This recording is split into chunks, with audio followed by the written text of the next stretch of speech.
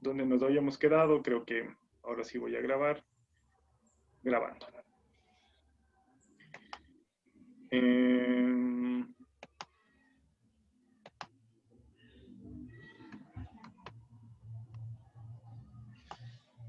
Ya estamos, ¿no? Nos habíamos quedado justamente en este proceso potente, ¿no? De conformación de lo que ya llamo yo el campo funerario profesional de Quito, que básicamente trae una cola, se va replicando en las grandes ciudades de Latinoamérica, también en las ciudades intermedias, eh, con una distancia temporal cada vez más cercana, ¿no? Pero es muy común darnos cuenta que este proceso de conformación de estos emporios funerarios, a veces relacionados a empresas inmobiliarias, a veces relacionados a capitales distantes, pues tienen mucho que ver con esta presencia a principios de los años 70 de los grandes holdings, ¿no? Y creo que hay tres elementos que yo les pongo aquí que son como muy, muy importantes en este momento, en este otro cambio de sensibilidades que como vamos, cada vez se va volviendo más rápido. El primero es el tema de la previsión, el segundo es el tema de la rapidez y el tercero es el de la banalización. Creo que estaba con el Dani Rivera haciendo archivo en el cementerio de San Diego. No sé, Dani, si estaba contigo o no, pero recuerdo haber encontrado una comunicación de 1981 en la que la Junta de Delegados de la Sociedad Funeraria Nacional, ¿no es cierto?, debatía un tema. Y este tema era que cada vez menos personas estaban comprando nichos o espacios familiares. Y no recuerdo exactamente quién fue, de hecho debería rescatar estos documentos que están por ahí y escribir algo al respecto, pero uno de los miembros de esta junta dice, atención, dice, nosotros debemos dejar de apuntalar a estas grandes estructuras de familia y más bien trabajar en un tema que ya se piensa en el extranjero, y es que cada persona se haga cargo de su propia sepultura. Es decir, ya no vamos a tener, o sea, él presenta unos datos, dice, cada vez hay menos gente que compra mausoleos, que compra tumbas comunes, la gente que tenía los mausoleos de San Diego se está yendo al Batán, no se están enterrando acá, están subutilizados, y eso es porque cada uno se está enterrando en un espacio donde quiere, básicamente, o donde ya lo determina su familia cercana. Y es justamente en este periodo en el que surge la primera guía de previsión, o se debate la primera guía de previsión. Lo que se estaba diciendo, ¿no es cierto?, es que la gente no iba a comprar o no iba a depender tanto del enfoque comunitario como venía haciendo ahora. ¿Se acuerdan que uno de los elementos de los que hablaba Foucault y otros, ¿no? Es el tema este de que los muertos en estos cementerios iban a tener esa posibilidad de descansar en familia. Esta gente va viendo como que cada vez va a ser menos y de hecho como que cada persona tiene que ir haciéndose cargo de su propia sepultura. Y este hacerse cargo implica o sea, está enmarcado dentro de todo este gran panorama de lo que se entiende ahora como previsión, ¿no? O sea, yo tomo acciones sobre las consecuencias que puede tener mi muerte frente a mi familia y yo me hago cargo de ese problema. Entonces, yo pago mi tumba en vida, yo ya sé dónde me van a enterrar y les quito ese problema. Entonces, es una cuestión súper ustedes si le ven desde el mundo, por ejemplo, desde lo que escribiste vos, Mauricio, podría ser una cuestión como descomunitizar la muerte, ¿no? Volverla individual. Pero desde el ámbito de los negocios es un ámbito, digamos que fue una previsión bastante cercana a lo que pasa ahora, ¿no? Es decir, cada vez hay más islas, hay más gente vendiendo, o sea, esta idea de que yo en vida compro mi sepultura, y es bastante temprano este debate de la sociedad funeraria y también su guía de previsión, que no tiene un impacto real sino hasta algunos años después. es en este momento también en el que ya se habla todo el tiempo de los hornos crematorios, ¿no es cierto? Y de la posibilidad de que los velatorios sean más rápidos. Entonces, junto a la previsión, la idea de yo me pago donde yo voy a estar porque ya no va a haber alguien que lo pague, viene la otra idea, ¿no? De que necesitamos que sean periodos de tiempo más eficaces en la administración de la muerte. Y este periodo que en Quito, yo no sé, Franklin, si tú has encontrado en Riobamba, pero en el caso de las actas de Cabildo acá en Quito, hay un temprano debate frente a los hornos crematorios a principios del siglo XX. Y hay gente que está opinando que los cementerios deberían contar con estos elementos, pero al final parece que solo importan para cremar basura, pero en un momento determinado están citando otros países, ¿no? Como un campo avanzado, o sea, cremar los cuerpos, deshacerse rápido, sin tener que ver la horrorosa, ¿no es cierto? O los horrorosos despojos de la descomposición, decían en algún momento. Y este debate se mantiene como a la sombra y vuelve con fuerza a finales de los años 70, ¿no? Aparece de nuevo, ya no en las actas de Cabildo, sino en las juntas de la sociedad funeraria que empiezan a pensar que si no será mejor, ¿no es cierto?, quitar este tiempo. No sé si tú has encontrado algo al respecto, Franklin. Bueno, te escuché un poco fragmentado, creo, conjeturar algo de lo que decías. La preocupación más documentada tiene que ver con el anfiteatro y con el equipamiento para este anfiteatro. Eh, Después realmente no he visto así algo sostenido en torno a aquello. En todo caso, si es que nos adelantamos ya al tiempo actual, yo te digo, aquí en Riobamba hay una manía de muchas personas a querer ser los primeros en todo. Y hace pocos meses, se publicó una nota de importancia mundial, supuestamente, según diario. Tengo el recorte porque es una anécdota que te digo un poco rocambolesca, que aquí habían construido el primer crematorio portátil. Me llamó la atención porque, pues, no sé, me pareció curioso. Hice una consulta a un grupo funerario de España y resulta que sí ha habido. Es decir, que la primicia no era tan importante como se pretendía, ¿no? Pero más bien ese debate me parece que está atrasado aquí. Por ejemplo, actualmente si se quiere cremar a alguien, hasta donde sea lo más cercano es Ambato o también Quito. Pero en cambio, Loja, como puse el ejemplo hace pocos días, se ufanaba al menos el empresario o quien haya sido de tener un servicio como las grandes ciudades del mundo. Aquí más bien me parece que eso no ha habido una preocupación sostenida, consistente. Y en todo caso sí se ha visto desde el sector privado, inversiones. De hecho, el cementerio que existe, no sé los detalles, pero sé que es de una empresa de Quito que compró los terrenos para el cementerio privado. Y seguramente luego va a comprar más terrenos juntos, porque hay terrenos próximos, que pues a lo mejor es un buen negocio para quienes lo vendan, pero digamos, hay la eventualidad de que pueda expandirse sin ningún problema una vez que ese tipo de usanza se vaya generalizando.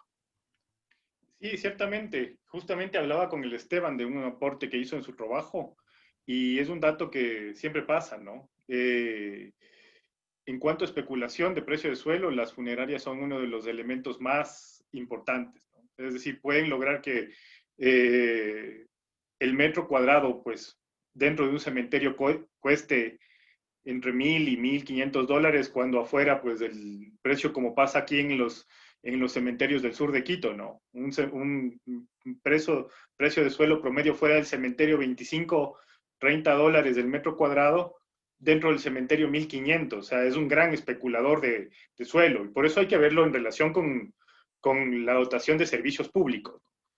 El otro elemento del que quería hablar, o sea, además de la rapidez, ¿no es cierto?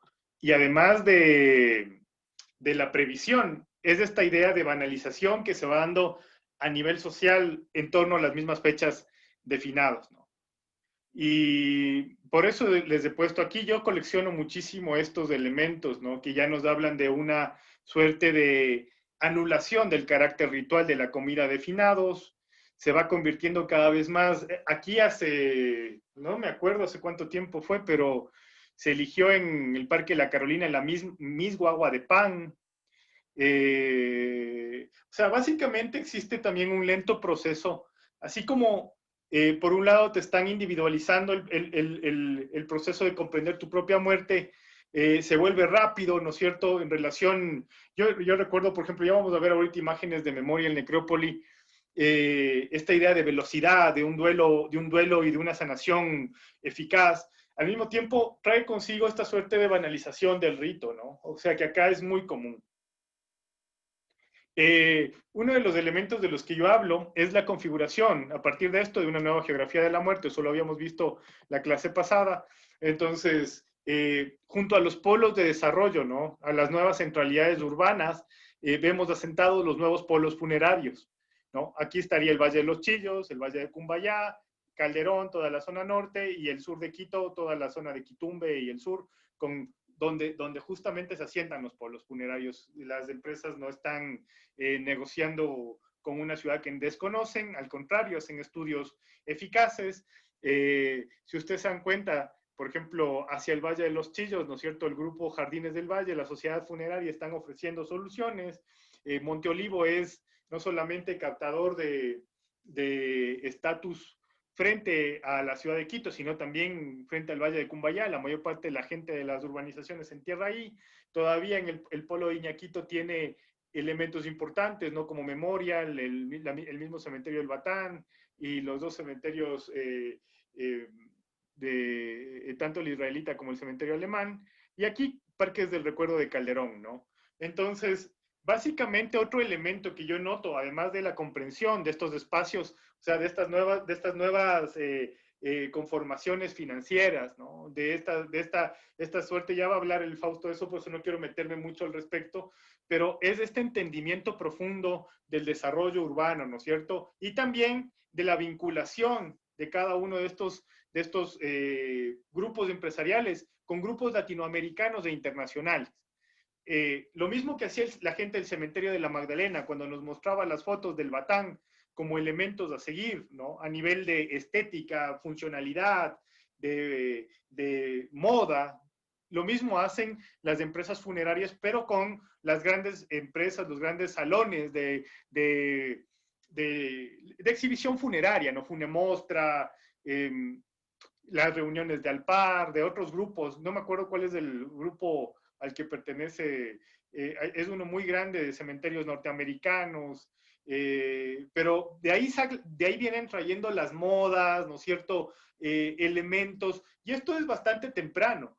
En los álbumes, tanto de San Diego como del Batán, y también en los álbumes de Parques del Recuerdo, se puede ver una serie de elementos visuales que tienen que ver con personas encargadas de ir a otras partes del mundo a ver cómo funcionan estos elementos o a importar ya directamente de allá ciertos, ¿no es cierto?, elementos que no se construyen acá. Básicamente creo que uno de los análisis que se podría hacer es que esta gente está comprendiendo de una manera eficaz y rápida y también impactando en las formas como la sociedad determina y construye su hábitus frente a la muerte, ¿no? O sea, su manera de entender la muerte, su manera de vivir la muerte, e incluso para un poco adelantarme a lo que va a decir Fausto, esa manera de desear la muerte, que está muy vinculada a esto. ¿No? Aquí les había puesto estos dos ejemplos que para mí son claves, tanto desde el 35, el caso del Mariano Rodríguez, que es del Batán, esta parte primaria del Batán, pero que rápidamente empieza a desarrollar nuevas etapas, sobre todo a partir de los años 50, que son las etapas posteriores a la construcción del mausoleo de la FAE, y que están, o sea, que tienen básicamente esta forma de estructuras altas, de nichos, se van a convertir en el referente habitual, ¿no? Para muchos cementerios de la ciudad y del país. Y aquí está Parques del Recuerdo, que como les había dicho, es un solo modelo de negocios que se implanta en cualquier lugar que tenga un buen terreno, ¿no? Entonces no sería nada raro que uno de estos sea el que está comprando los terrenos de Riobamba, por ejemplo, ¿no? Recuerdo que en algún momento hablábamos con una colega de Santo Domingo de los Áchilas, vinculada con el municipio, y sabíamos que iban a vender los terrenos del cementerio del Bombolí. Y te acuerdas que paradójicamente la gente de Jardines de Parques del Recuerdo estaba pugnando por comprar ese camposanto en Santo Domingo. Pero ya, ahora llegó, ya tienen ellos también su holding, ¿no? Se llama El Reposo Eterno, y paradójicamente frente al Reposo Eterno han puesto una cadena motelera es, ¿no? que también se llama el reposo eterno y al frente se llama el reposo temporal o algo así. La gente de nuestro país es bastante pintoresca. Tengo esas fotos, por cierto, de Santo Domingo de los H, las vamos a ver. Y quería, antes de pasar a esto, analizar un poco de cómo se plantean o cómo podemos hacer lecturas de esto, de este proceso con su propaganda, ¿no? De esto ya les hablé. Miren, aquí hay algunas características. Esta es la publicidad base de Parques del Recuerdo. Son bastante sencillos en cuanto a lo que ofrecen. No han cambiado mucho en los años. Tengo quizá unas 10 variaciones nada más, pero ahora en redes sociales se están moviendo bastante. Entonces, aquí hay algunas características de estos nuevos camposantos. En primer lugar, funcionan como holdings. No todos, pero en su gran mayoría son grupos o clústeres de empresas dedicadas a un campo específico. Es decir, por ejemplo, Memorial Necrópoli, como les decía, Necrópoli es un área de la empresa, Prever es un área de la empresa que está dedicada, por ejemplo, a seguridad y a medios de BTL, medios de difusión, tienen Premed como seguros, tienen incluso camposanto virtual, en fin, ¿no? Entonces ya no es solamente el cementerio y la funeraria, sino que están anclados a un montón de elementos que les dan forma. Por otro lado, tienden a homogenizarse hacia el centro del campo, es decir, van a ser bastante parecidos en propuestas, todas las empresas tendrán algo similar y el resultado va a ser esta idea de parque, cementerio, jardín, con alguna de las variaciones. Por ejemplo, ahora en Monteolivo, esta idea de árboles del reposo eterno o de columbarios, pero básicamente se van generando estos espacios, ¿no? Por otra parte, va a dejar de hablarse de la muerte, a pesar de que estamos hablando de la previsión y todo, en ninguna propaganda se menciona explícitamente a la muerte, ¿no? Sino como el nivel de estatus que se puede llegar a tener, aquello a lo que nos puede pasar, ¿no es cierto? Entonces es una velación del tema que viene también, digamos que muy relacionado a lo que dice Foucault, ¿no? Esta necesidad de ocultarlo, de mantenerlo atrás, ¿no es cierto? Por otro lado, el tema de la cremación se va a imponer y el espacio este de la distinción dentro de los mismos campos santos, dentro de los mismos cementerios, parques, como se llaman ahora, o parques santos, o las variaciones que quieran ustedes encontrar, que no tienen mucha relación con una lógica, sino básicamente con una propuesta comercial, ¿no es cierto? Va a estar relacionado a la distinta forma de ocupación del cuerpo dentro de estos espacios, también caracterizada por ya el aparecimiento desde el siglo XXI de los seguros de vida y también, por ejemplo, seguros populares como el bono solidario y esto, ¿no? Que tienen una forma de aseguración de la muerte para las personas que estén acogidas a este beneficio. No sé si sigue funcionando esto, pero el Fausto ya nos aclarará. Miren esto, cuando yo les digo que hay esta suerte de el mismo modelo en distintos espacios, pues Parques del Recuerdo plantea esa fórmula, ¿no? Hay que entender que no son administradores funerarios, saben del negocio porque llevan muchos años en el mismo, pero Coimber S.A. era una inmobiliaria colombiana. Entonces ellos básicamente venden departamentos chiquitos con gran rentabilidad. En última instancia, lo que me preocupa a mí siempre de un modelo como Parques del Recuerdo es qué pasará cuando se sature. Es decir, cuando lo que está pasando en el Parques del Recuerdo de la Real Audiencia, por ejemplo, ¿no? O sea, un camposanto lleno, ya con muy poca rotación de cuerpos, entonces con muy pocos ingresos, entonces ¿quién se va a encargar, por ejemplo, de la limpieza, la seguridad? Eso es como un pendiente que nunca me quiso responder el señor Ortiz. Es además una empresa, una familia, ¿no? Una empresa, una familia, que además tiene, como les digo, como funciona como holdings, así como tiene el Parques del Recuerdo, también tiene proyectos inmobiliarios. El mismo cementerio que está en Quito, ¿no es cierto? Está en Calderón, que está planteado hacia la zona de Calderón. En ese cementerio de Calderón está la parcela musulmana, por ejemplo, está en Manta y hay Parques de Recuerdo de Ambato. Si se fijan, van a ser bastante similares en la concepción. O sea, no hay mucho que pensar, es un cementerio que te da todo, es decir, un familiar cuando muere accede a la lápida ya tiene una estructura, ya tiene una forma, ya tiene unos floreritos y además ahí está lo que se puede o lo que no se puede poner, entonces está bastante delimitado este tema. Leo, solamente un comentario ahí. Coimber es una compañía limitada. No hay mucha diferencia en la denominación de empresa, ¿no? En partes de recuerdo, el municipio de Quito les permitió hacer una modificación de sus reglamentos y ahora ellos ya pueden cobrar, es decir, ya no existe la perpetuidad sin pago de mantenimiento. Entonces, ahora la gente está obligada a pagar. Claro, Entonces, pero indiscutiblemente, claro, se llena, pero también hay un sistema de comercio en el tema de compra, porque se exhuman, ¿no? Uno de los negocios hoy en día es exhumar para mover a otro lugar. Entonces, así digamos, es. eso también es parte del modelo, digamos, en este momento. Habría que ver efectivamente, porque recuerden que una cosa que tiene que ver con este momento, con la rapidez, con la previsión y con todo eso, es que estos muertos también en un momento se olvidan, ¿no? Y la gente se va, migra. Hay muchas tumbas que, por ejemplo, decía Ortiz en su momento que no recibían visitas, por ejemplo. O sea, evidentemente, mientras más cercana es la muerte, pues más hay, ¿no? Pero veamos cómo va este desarrollo.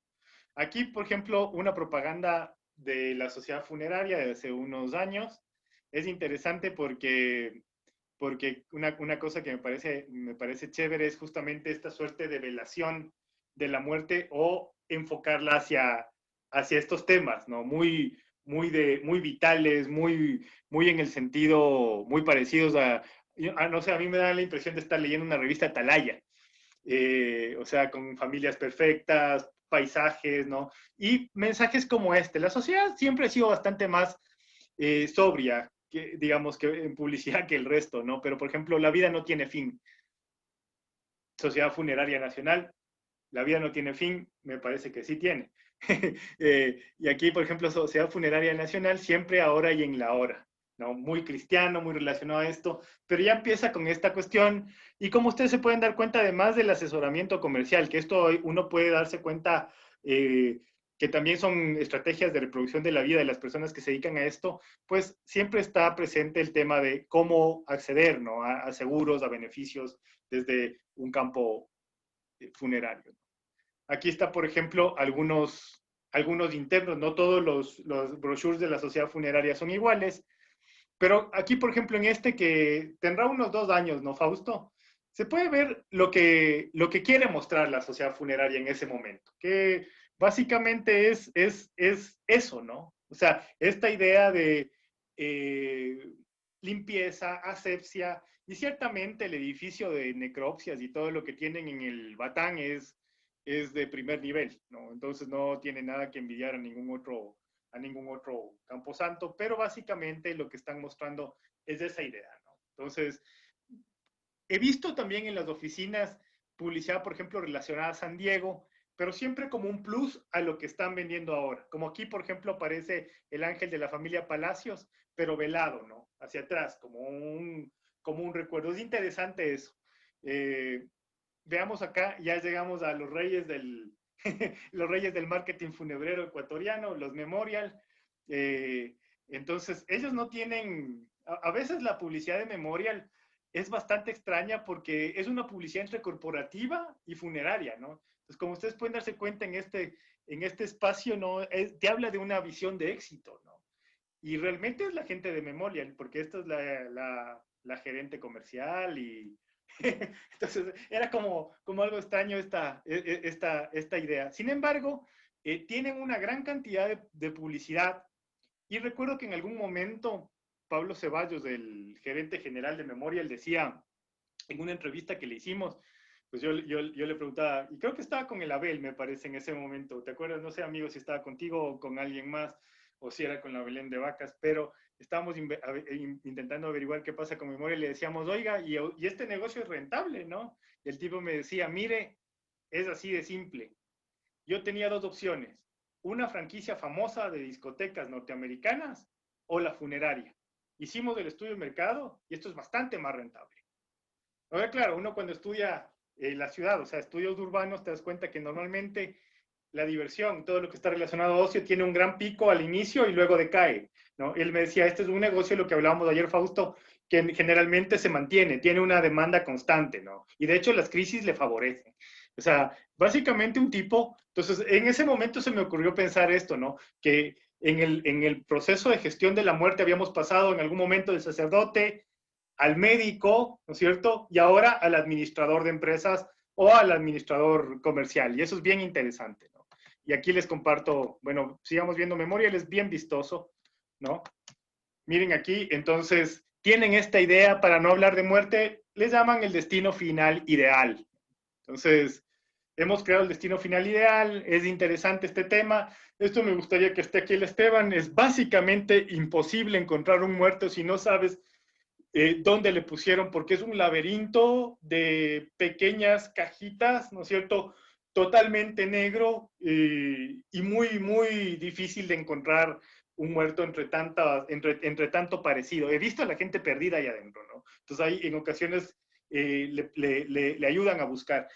Memorial además es un holding local, capital ecuatoriano, pero tiene sede en casi toda Latinoamérica, España, Italia, y se dedica también al tema de la repatriación, como ustedes pueden darse cuenta. ¿Se entiende eso, no? Entendió el tema este de que los muertos están además distanciados en la sociedad de los flujos, no están, no es necesario que se mueras de aquí para que quieran velarte en Ecuador, entonces este traslado de los muertos desde Italia, desde España, es una parte de su negocio. Aquí tienen, por ejemplo, la revista Prever, ¿no? Que es básicamente una revista de, un BTL le llaman ellos, que es básicamente un medio de comunicación sobre salud, de dietas, que básicamente tiene que ver con sus socios, y Jardín Celestial, que es su camposanto virtual, ¿no? Que ya hemos entrado ahí. Entonces, miren, aquí están dentro, son brochures realmente sorprendentes y muy vistosos los de Memorial. Me da a mí mucha risa cada vez que los veo, porque yo tenía una vez tenía uno pequeño en el que venía un billete de $100, ¿no?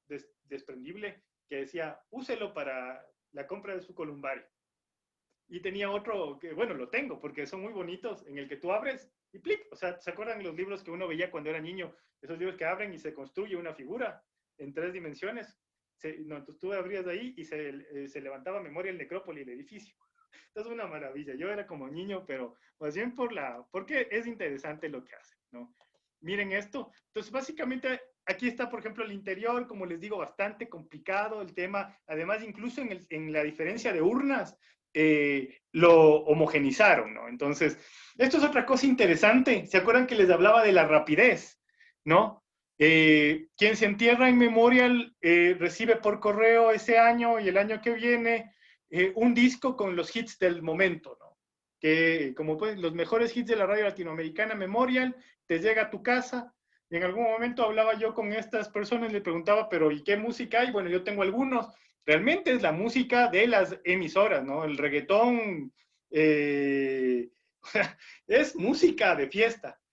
Y el objetivo que tenían ellos justamente era que la gente tiene que sanar rápido del duelo, ¿no? Entonces, un año después del fallecimiento, ellos ya te invitan a bailar y a recordarle al difunto con alegría, ¿no? Y incluso yo algún momento le hice escuchar esos discos a mi esposa y me decía, hay canciones que podrían sonar incluso chocantes, ¿no? Como por ejemplo, ustedes saben cómo son algunas letras de reggaetón, ¿no? Bastante fuertes en contenido sexual y todo, que no sé si a una persona que ha perdido a alguien le provoca escuchar, sin embargo, parece que ellos tienen, según ellos, es una demanda del mercado sanarse rápido, bailar esa Navidad y ya recordarle a la gente bailando. Yo le dije alguna vez, ¿no? Si a mí me sale con eso, una vez enterrado a mi muerto, yo le doy con lo mismo en la cabeza, pero parece que no soy, digamos que el consumidor promedio.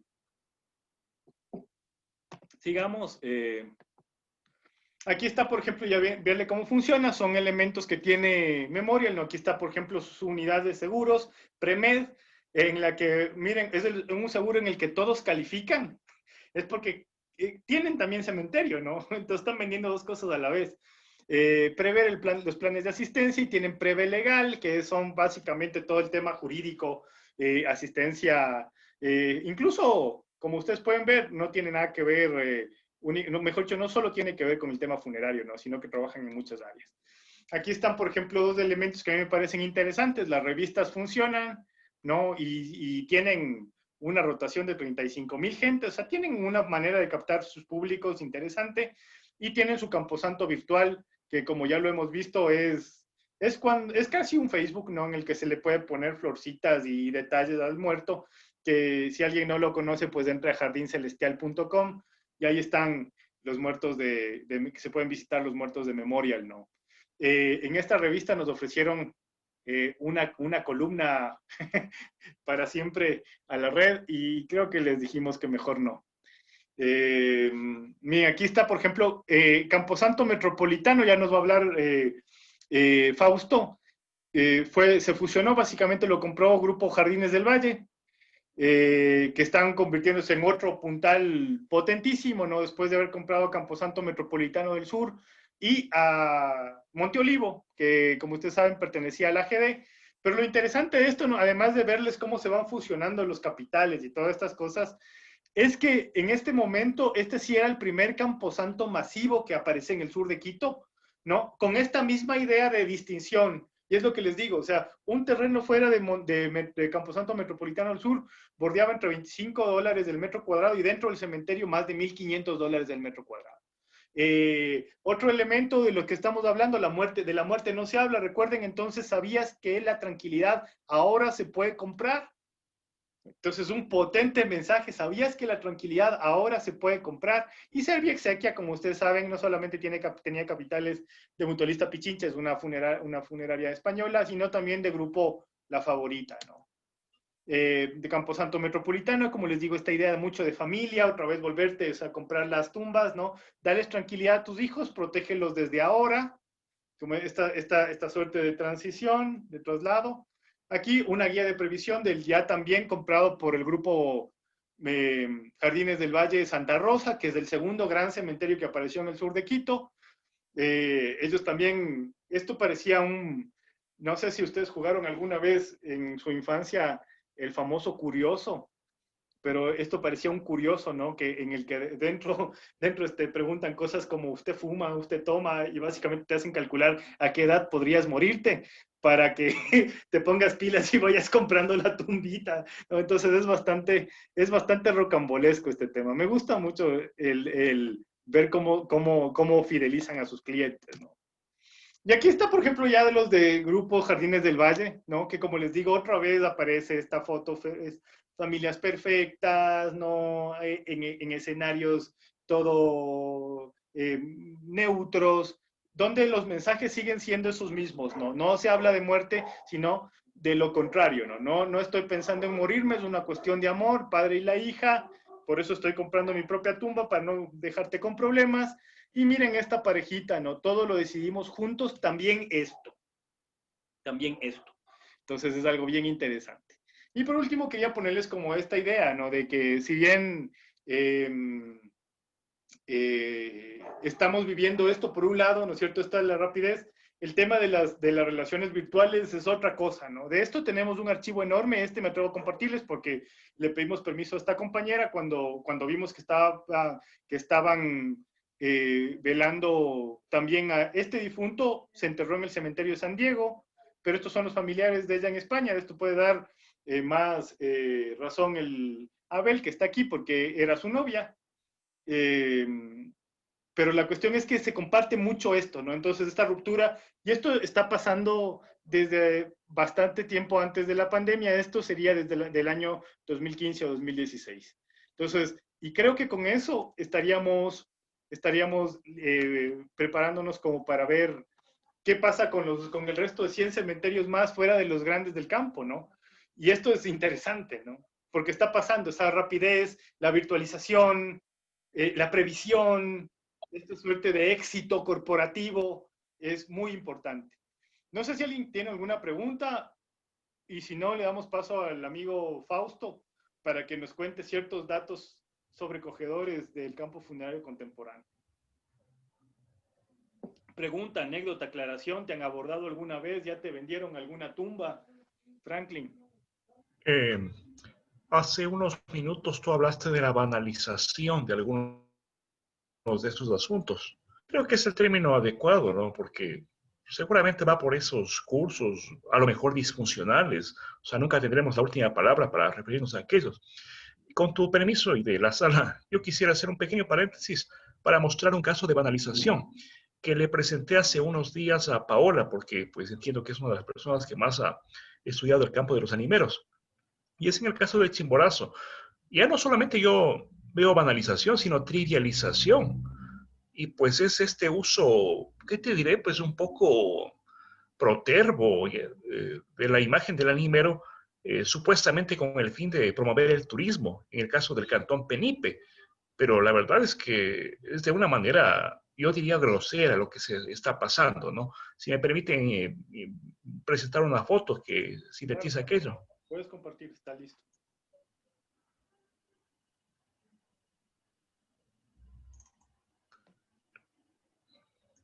La pueden mirar. No, Ahí está. ahí sí. Ya, la que dice el animero de Penipe. Ujú. Bueno, este señor pues se dedica a disfrazarse de muchas cosas. Una de ellas de danzante. Pero claro, no es que se disfrace de danzante, sino que pretende reinventar el danzante, ¿no? En otros casos se disfraza de bailarín de cumbias. Pero en este caso sí me parece realmente, ¿qué te digo? Pues ya el colmo. Se hace llamar Yachay, ¿no? Y le involucra a un sobrino. Y pues Paola me hacía caer en cuenta que esta calavera es de juguete, que pues es una especie de ficción completa. Entonces me parece, ¿qué te digo? Cuestionable, ¿no? De paso, esto es publicado en un diario que suele caer en recurrentes faltas de profesionalismo al momento de manejar la información y los contenidos y todo aquello. Pues como vemos, aquí hay de paso unos instrumentos musicales, o sea, bueno, se podría hacer muchas lecturas de aquello, pero sí es preocupante que esta banalización llegue a extremos que ya son francamente grotescos, ¿no? Espero no haber sido muy inoportuno, Al pero contrario, pues no, quería compartir este dato. o sea, yo pienso que es un tema que lleva todo hacia lo comercial o de alguna manera está haciendo lecturas al menos poco sensibles de lo que representan los ritos, las prácticas, ¿no? Les contábamos alguna vez que cuando nosotros hicimos el seguimiento del animero de Puellaro, una cosa que nos sorprendió es que vimos en finados eh, boletines que impulsaban a la población a seguirle al animero, ¿no? Entonces nosotros le decíamos a la gente del municipio que por favor no lo hagan, que es un rito de soledad, es un rito de silencio.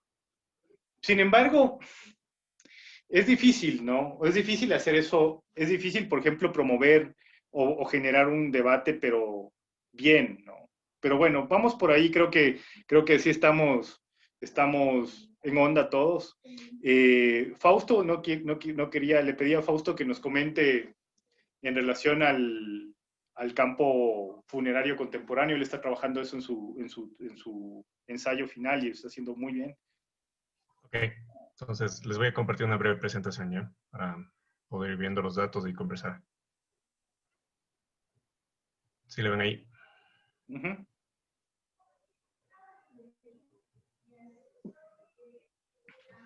Listo.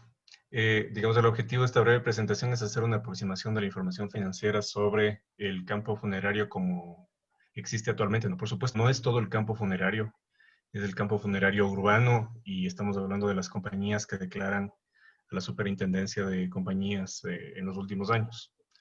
Entonces, bueno, ustedes van a ver en amarillo, todavía es un trabajo en construcción, pero es como una breve caracterización de esta evolución del campo en función de lo que hemos venido conversando en las sesiones anteriores.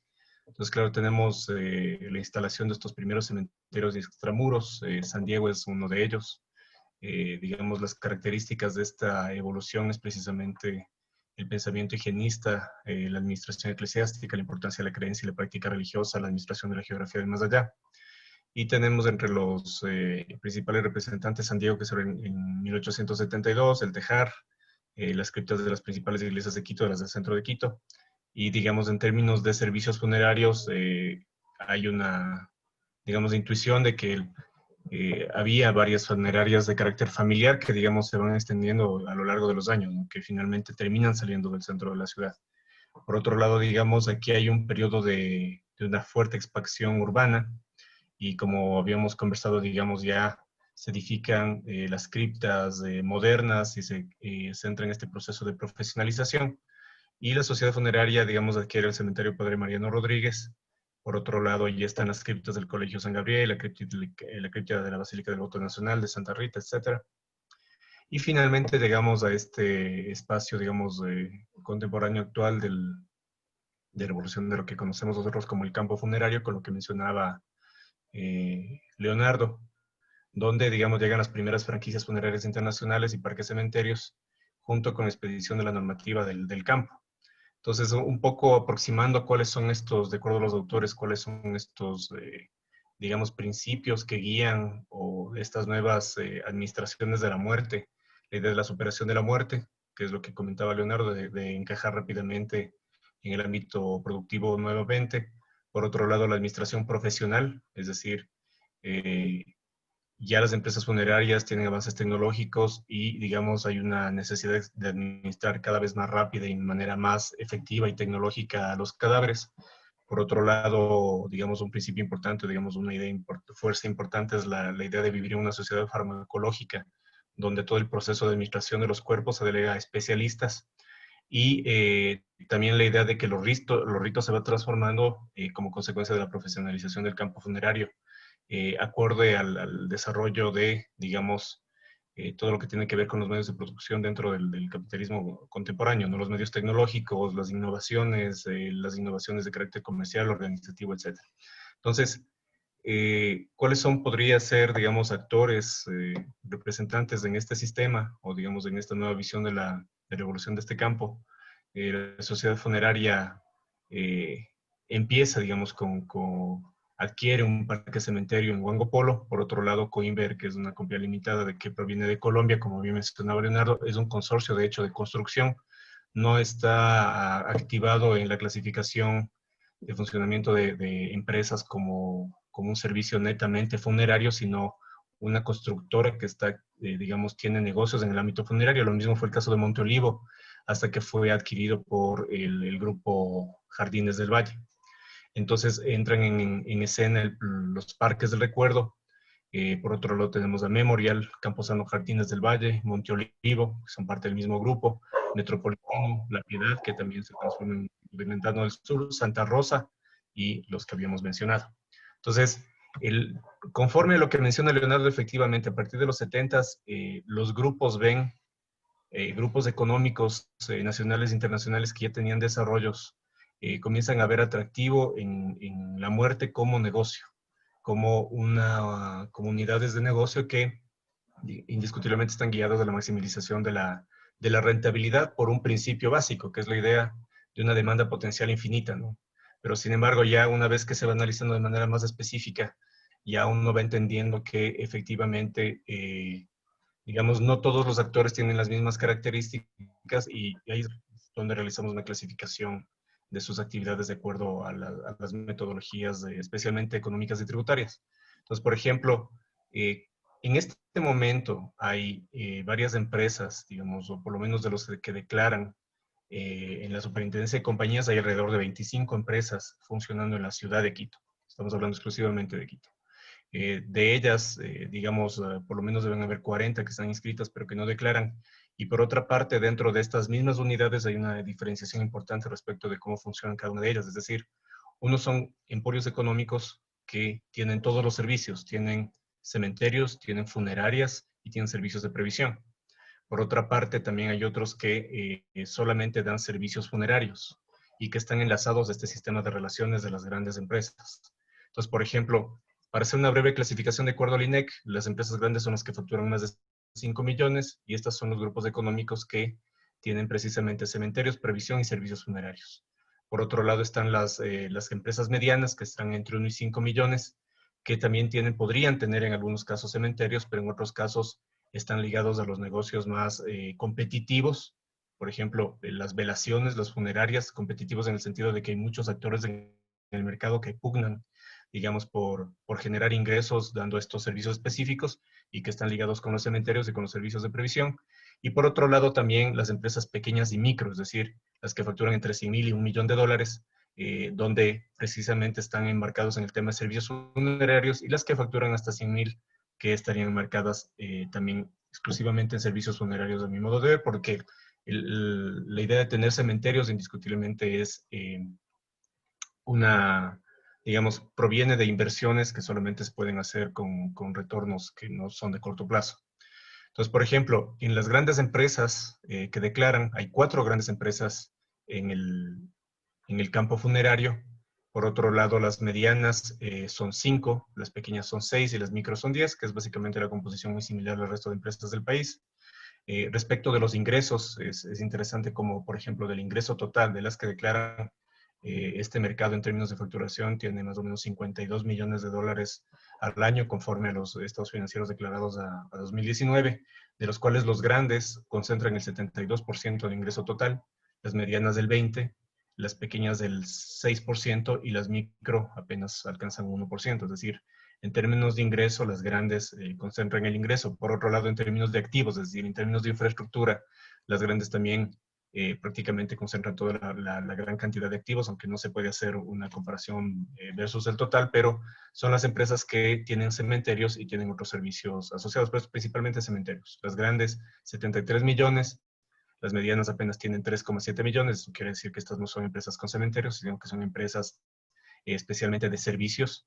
Y por otro lado, digamos, estos activos también pueden estar, digamos, asociados a la idea de que ellos venden previsión. Entonces, los activos no son necesariamente infraestructura, sino que son más bien activos de carácter financiero. Las pequeñas 14 millones y las micros están en el orden de 375,000. Las utilidades, por supuesto, se llevan las grandes, el 70% de las utilidades generadas. Las medianas ya se llevan, digamos, una quinta parte, una cuarta parte. Y las pequeñas y micro, digamos, tienen una posición muy marginal en ese sentido. Entonces, ¿cuáles son, digamos, algunas conclusiones preliminares sobre todas las empresas? De hecho, digamos, para no perder el tiempo, no vamos a ver exactamente cuáles son todas, pero hay 4 grandes empresas en el campo funerario quiteño, que son el Grupo GES del Valle, Memorial Internacional, que son las que habló Leonardo, la Sociedad Funeraria Nacional y el Jardín de Santa Rosa. Esas son las 4 primeras. Coimber no está entre las primeras. Coimber es una empresa mediana, sin embargo, digamos, puede ser también, y eso es también un caso, que como bien mencionaba Leonardo, son holdings. Entonces, cada empresa se divide en unidades y cada una de ellas habría que investigar para ver cómo se conforman en términos de participaciones económicas y societarias. Entonces, como bien mencionaba Leonardo, digamos, hay una entrada de actores privados atraídos por las altas tasas de retorno en un mercado con una demanda potencial infinita. Responden a criterios empresariales, tienen capacidad financiera para invertir en cementerios, instalaciones para velaciones y servicios de venta de previsión, representados por grupos económicos nacionales e internacionales. Grupo La Favorita, como mencionaba Leonardo, Serviexequia, a pesar de que Serviexequia también es una empresa mediana, no es una empresa de las más grandes. Y es interesante cómo en los estudios que ha realizado Leonardo se habla ya de la idea de emporios de la muerte. Y como habíamos visto en clases anteriores, sin presencia de actores públicos, a pesar, digamos, de la presencia política y la normativa realizada por el liberalismo.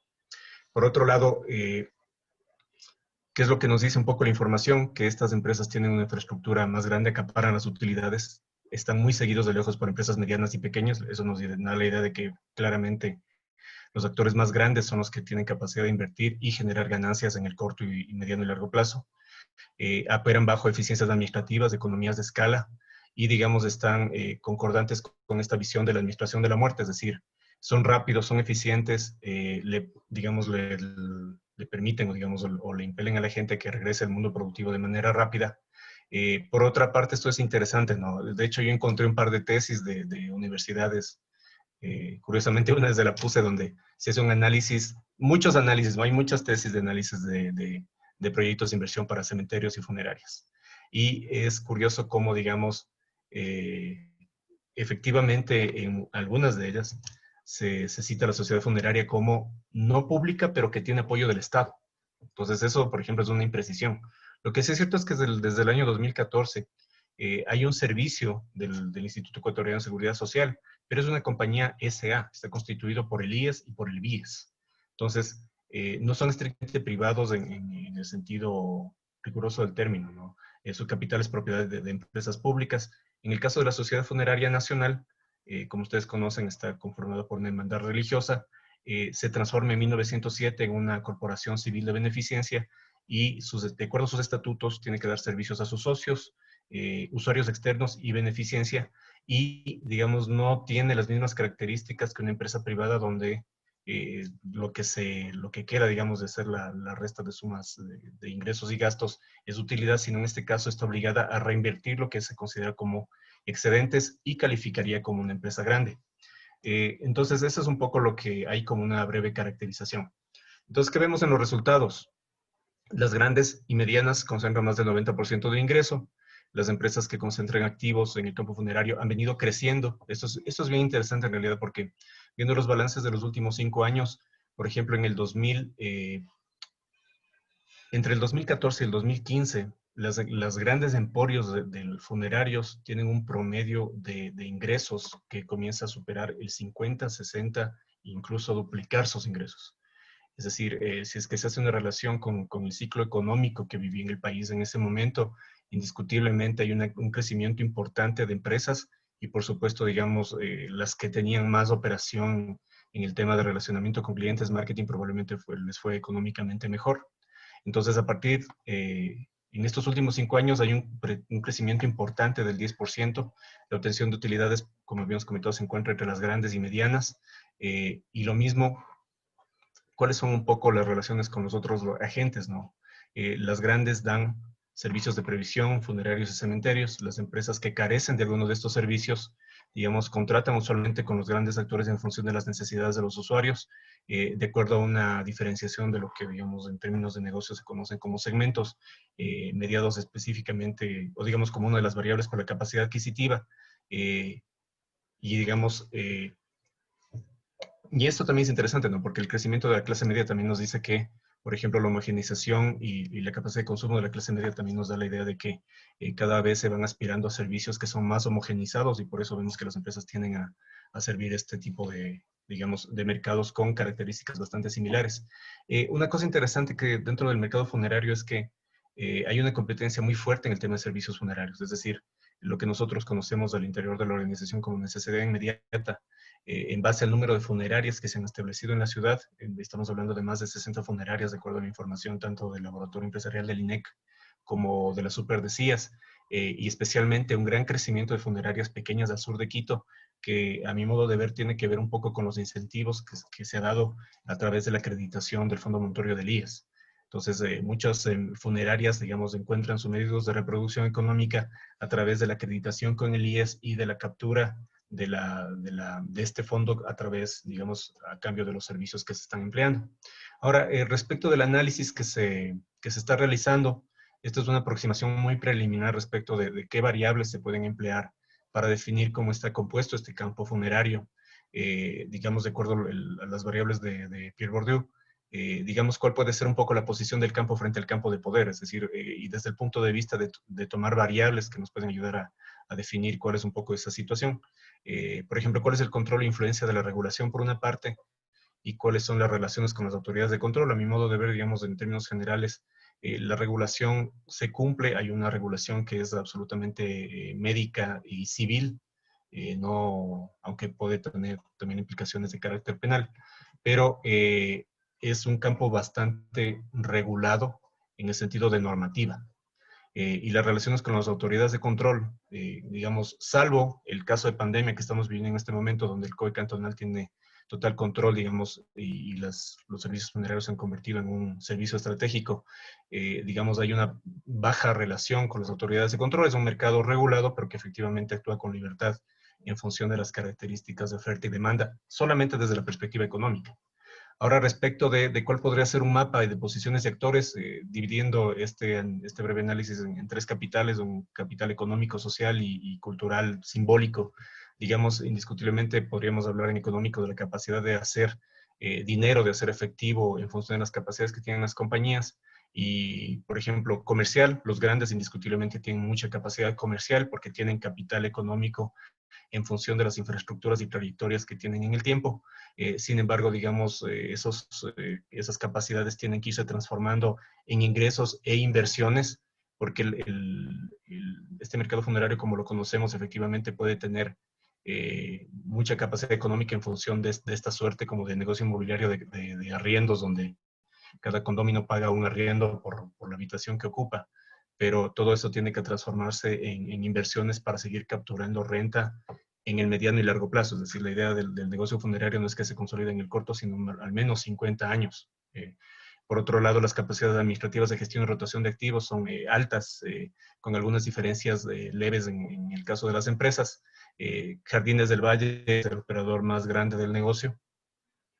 Por otro lado, en términos de capital relacional, capital social, hay relaciones con usuarios, relaciones con la comunidad. Básicamente, en términos de negocio, las empresas, como bien nos indicó Leonardo, están más bien guiadas al marketing, es decir, la relación con los usuarios es una relación mercantil. Y, digamos, a pesar de que hay digamos, hay elementos que no necesariamente están vinculados a la venta de servicios que podrían ser catalogados como, no sé, por un ejemplo, una corbata, un vehículo, etcétera.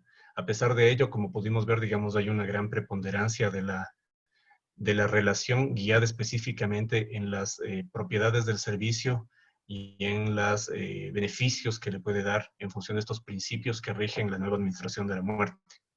Y por otra parte hay un capital cultural simbólico, digamos, que para medir básicamente aproximadamente se ha hecho la idea de que cuál puede ser el grado de influencia que puede tener en el hábitos de la población, ¿no? Y por otro lado la capacidad de la gestión de la memoria, el olvido, la pertenencia que puede generar. Entonces, quizás es la parte más complicada del análisis. Un poco lo que se ha visto es que como ustedes pueden observar, las empresas también van modificando este hábito funerario. Finalmente el rito es católico.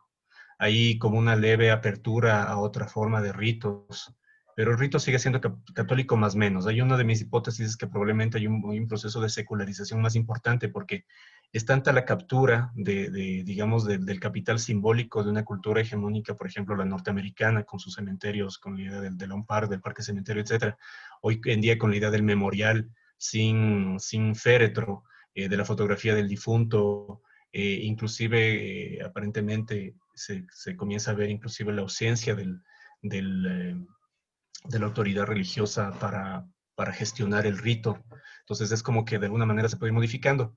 Y por otro lado, esta capacidad de gestión de memoria y olvido, que es, digamos, esta aparente dicotomía entre la idea de mantener la memoria, pero continuar la vida, y por otro lado, digamos, el olvido en el sentido de que van pasando los años y eso también que va creando contingentes para las empresas, que son contingentes de carácter económico, por ejemplo, que se deje de pagar arriendos, que es lo que mencionaba Leonardo, o la capacidad de gestionar, digamos, cómo se mueven o cómo se dejan o cómo se exhuman, digamos, ya los cuerpos que van quedando con el tiempo en los cementerios. Y digamos, en el tema de hábitos de los agentes, es un poco desde la perspectiva de cómo ven los agentes, cuál es su estructura, qué es lo que traen a la mesa, qué es lo que son, digamos. Una de las variables que se ha analizado es cómo está la pertenencia a los grupos económicos, ¿no? Entonces, una de ellas es indiscutiblemente si es que hay una capacidad económica y capacidad de influencia relacional, tanto en el sector privado como público, indiscutiblemente hay una alta probabilidad de éxito de estos grupos económicos que invierten en el sector funerario. Y por otro lado, digamos, trayectoria en el campo funerario.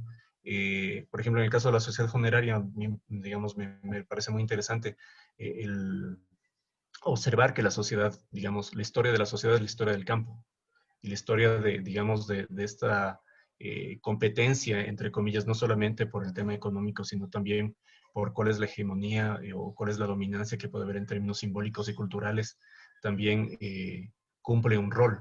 Entonces, por ejemplo, en términos de trayectoria, por supuesto, las otras compañías no tienen una trayectoria, pero se han creado en la rapidez de cambio en el que vivimos un momento importante y en este momento algunas de ellas, digamos, gozan de los beneficios económicos que trae la idea del estatus y la distinción entre la clase media, por ejemplo.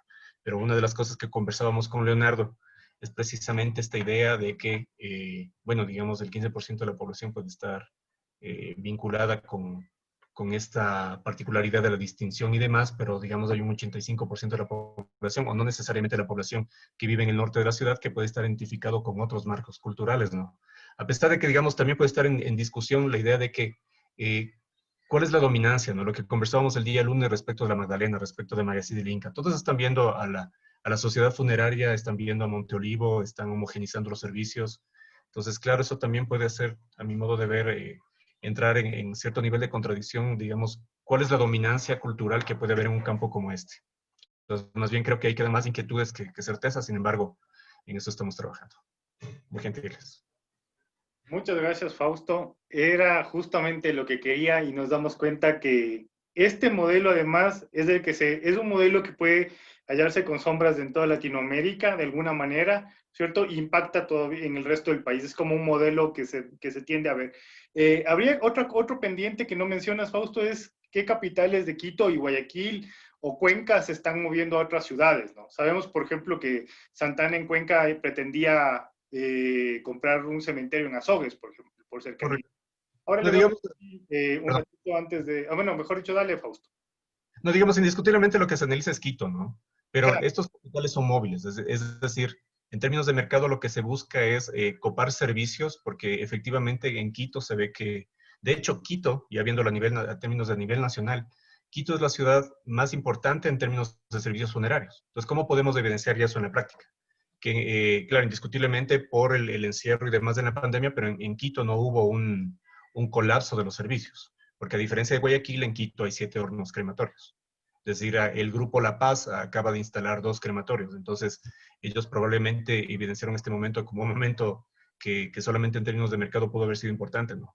Indiscutiblemente no es esa la única variable digamos, para posicionar ese criterio, porque en Guayaquil también la pandemia ocurrió con tanta rapidez que murieron 10.000 personas en un plazo de 2 meses. Entonces, quizás habría que tener un poco de cuidado al realizar esa comparación, pero efectivamente se están buscando nuevos espacios. Por ejemplo, la misma sociedad funeraria ha buscado espacios en otras ciudades del país, digamos, porque en términos de crecimiento se está pensando en un crecimiento ya no solamente a nivel de la ciudad, sino a nivel nacional. Sí, pero considero que es interesante el aporte que haces. Sin embargo, a nivel de servicios, sí hay un abismo entre los dos modelos. Incluso yo diría que entre el modelo serrano y la costa, ¿no? Sin duda. Es, por ejemplo, en Guayaquil una colega que no, no volvió a la red, pero es interesante, ella estaba buscando y encontraba, ¿no? Las sepulturas funerarias, por ejemplo, en los sectores populares de Guayaquil a nivel clandestino. Claro, correcto. Que ya sí es posible la clandestinidad, como vos dices acá, es un campo funerario más estructurado, como le vemos, más potente, que seguramente se está regando, en fin.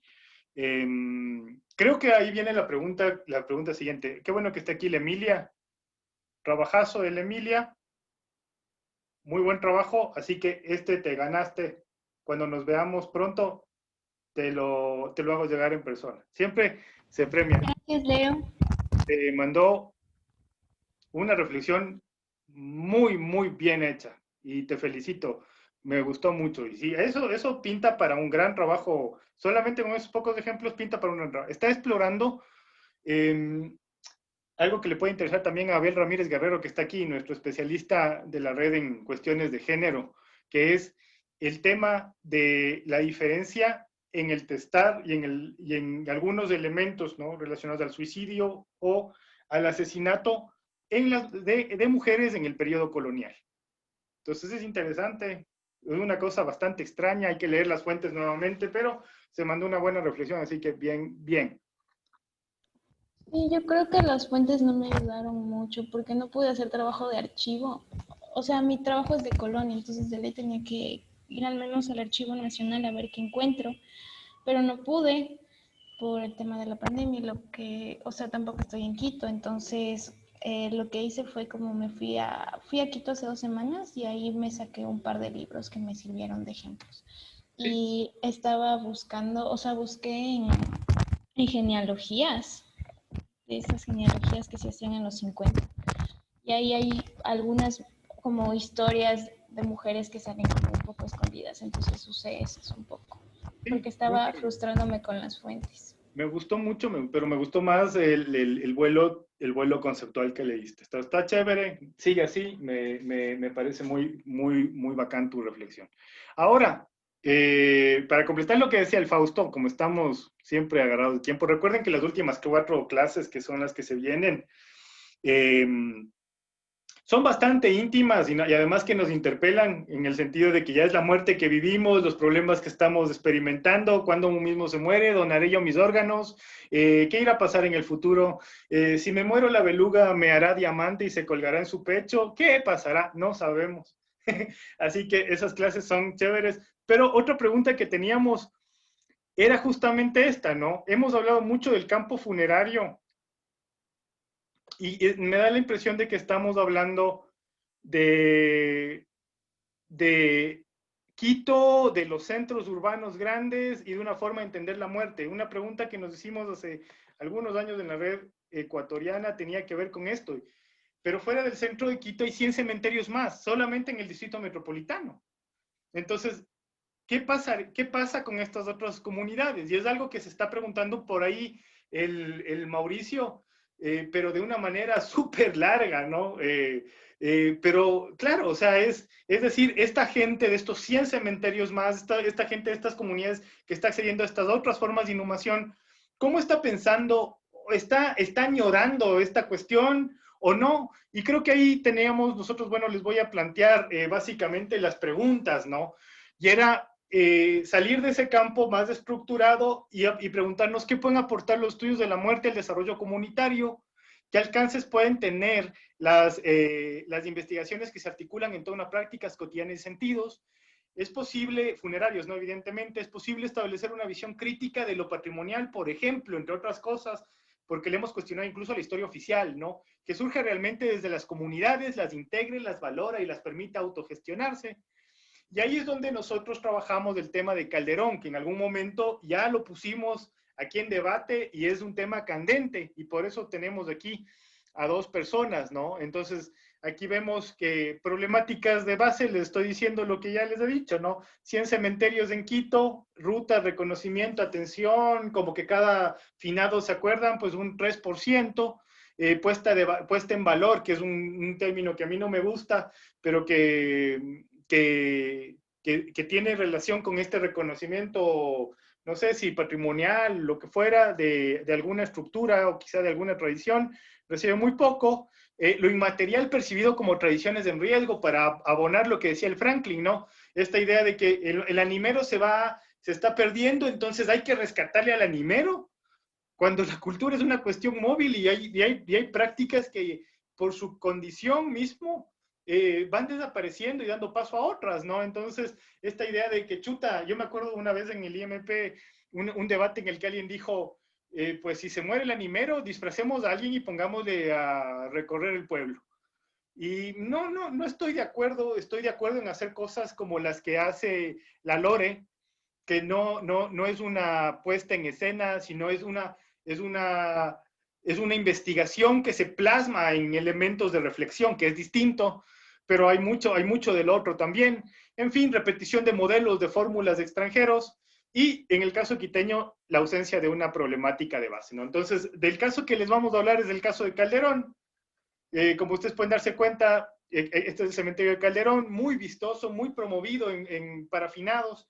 Este es el cementerio de la Capilla de Calderón, a 5 minutos del centro parroquial tenemos esto que sucede a las 4 de la mañana el 2 de noviembre, ¿no? Una ceremonia novedosa hecha por el yachak de la zona, Jaime Pilatuña, donde se convoca a las almas en el ritual de las guanchas. Ya un poco vamos a hablar de esto, porque esto, por ejemplo, es un rito de etnogénesis en la zona, ¿no? Esta idea del pueblo Quitucara, están trabajando mucho, pero lo interesante es que se apropian del cementerio, o mejor dicho, crean en primer lugar un cementerio y luego lo disputan con la ciudad y con la misma parroquia de Calderón. Entonces, de esto nos va a hablar el Dani. Quería solamente proponerles como las etapas que tuvo el proyecto, ¿no? Del diseño, hablar con la organización popular, empezar el trabajo de memoria, que eso es algo que me parece que hizo el Mauricio. Si eso es lo que pretendiste hacer, estuvo muy chévere.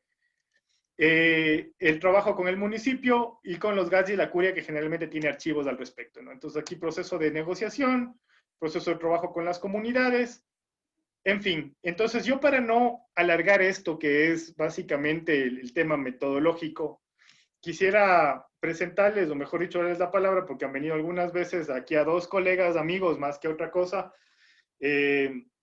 Abel Ramírez Guerrero, máster en antropología, especialista en género, y también sociólogo, de Flaxo, que es miembro también de la Red Ecuatoriana de Cultura Funeraria, mantiene unas líneas de trabajo súper interesantes en relación a la violencia de género y la muerte, que es básicamente el aporte que hace el Abel a la Red Ecuatoriana de Cultura Funeraria, y al otro gran conocido aquí, el Abel Ramírez, como es Daniel Rivera, que ya está rumbo a México, a su maestría. En la mañana de despedida me está regalando esto, fascinante, por eso ya se ganó mi aprecio para siempre, el amigo Dani. No, y la cosa es que el Dani trabaja mucho el tema de manifestaciones culturales, rituales y todo esto. Creo que más bien conversemos uno a uno con lo que tienen, ¿no? Pero resulta que en el 2018 nos propusimos de entender qué pasaba, cómo estaba funcionando el campo fuera de estos cementerios que ya hemos visto y en estos otros 100 que existen, ¿no? Alrededor y muy cerca. ¿Qué tienes que decirnos, Dani? Claro, justo eso, Leo.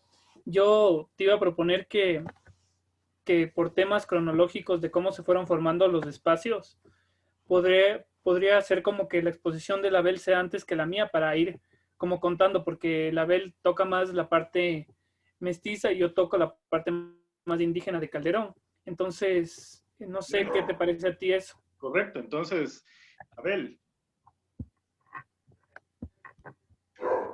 Hola de nuevo con todos, con todas, como gusten amigos, no hay problema. Si falla la señal, porfa, avísenme, estoy en San Lorenzo, entonces a veces se complica un poco, pero bueno. Les voy a compartir las diapositivas. A ver, si puedo, amigo, ¿no?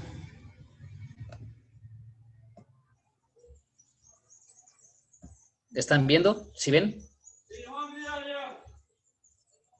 Ya. Bueno, como dijo Leo, digamos que el trabajo que se llevó a cabo en Calderón sí fue complejo en muchos sentidos, pero enriquecedor en otros.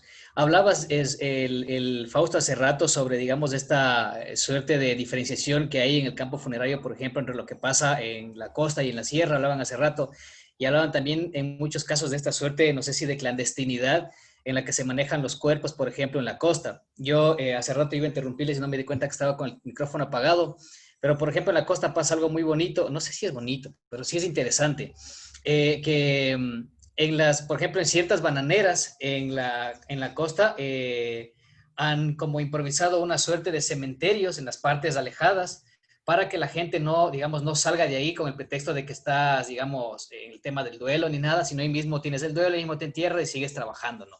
Entonces hay un montón de esos espacios, sobre todo en la vía que coges hacia, digamos, hacia la sierra, hacia Cuenca, y en donde están, en la vía que coges hacia Arenillas, donde están las bananeras. Entonces, digamos que hay un montón de cosas ahí que el campo te va arrojando también. Lo que se hizo en Marina de Jesús y Calderón, digamos que Calderón en general tenía un montón de, llamemos, especificidades en cuanto a cómo funcionaba cada espacio. Pues como dijo Leo, habían cerca de 100 cementerios en los que veíamos que cada espacio tenía como una, no sé si funcionalidad, pero sí como una especificidad y una forma de expresar los sentidos de la comunidad, una forma de expresar la ritualidad de esa comunidad. Entonces, por ejemplo, en Calderón, una de las cosas que nos llamaba la atención es siempre esta suerte de exacerbación del cementerio de Calderón en cuanto a la ritualidad, como que fuese el único y el más importante en cuanto a lo que pasaba ahí, ¿no? Pero ya cuando te empiezas a insertar un poco en el campo, haces este acercamiento al campo, vos te das cuenta que no es solo eso, sino que hay un montón de, digamos, ámbitos que inciden en que esto suceda, ¿no? Calderón es una parroquia que está muy cerca de Quito, Calderón absorbió un montón de población migrante, Calderón creció impresionantemente, Calderón tenía problemas con las comunidades por temas de racismo, entonces habían un montón de cosas que fueron apareciendo en este primer acercamiento al campo, digamos, un poco en relación a la información que íbamos teniendo para ver cómo funcionaba el campo funerario ya.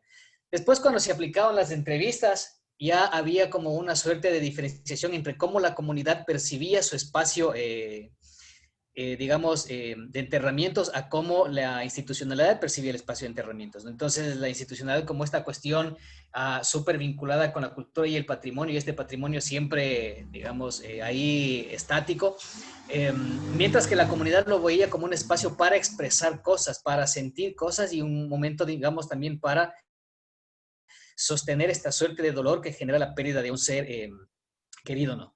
Entonces, yo lo que hice en este, digamos, en este primer acercamiento es encontrar o tratar de encontrar la forma en la que las mujeres expresaban o la forma en la que las mujeres, digamos, se insertaban en la ritualidad funeraria y encontré un montón, digamos, de especificidades y el espacio más, llámalo bonito si quieres, fue Mariana de Jesús, ¿no? Entonces ahí, más allá de lo que significa el tema, digamos, de enterramientos funerarios, más allá, digamos, de cómo estaba vinculado el tema de la religión, habían un grupo de mujeres que se hacía llamar el Comité de Damas de Mariana de Jesús, ¿no? Este Comité de Damas estaba muy vinculado con la idea de ayuda a la comunidad, con la idea de propiciar una suerte de ayuda no solo en temas mortuorios, sino en general. Por ejemplo, si es que habían familias que no tenían para comer, se organizaban entre todas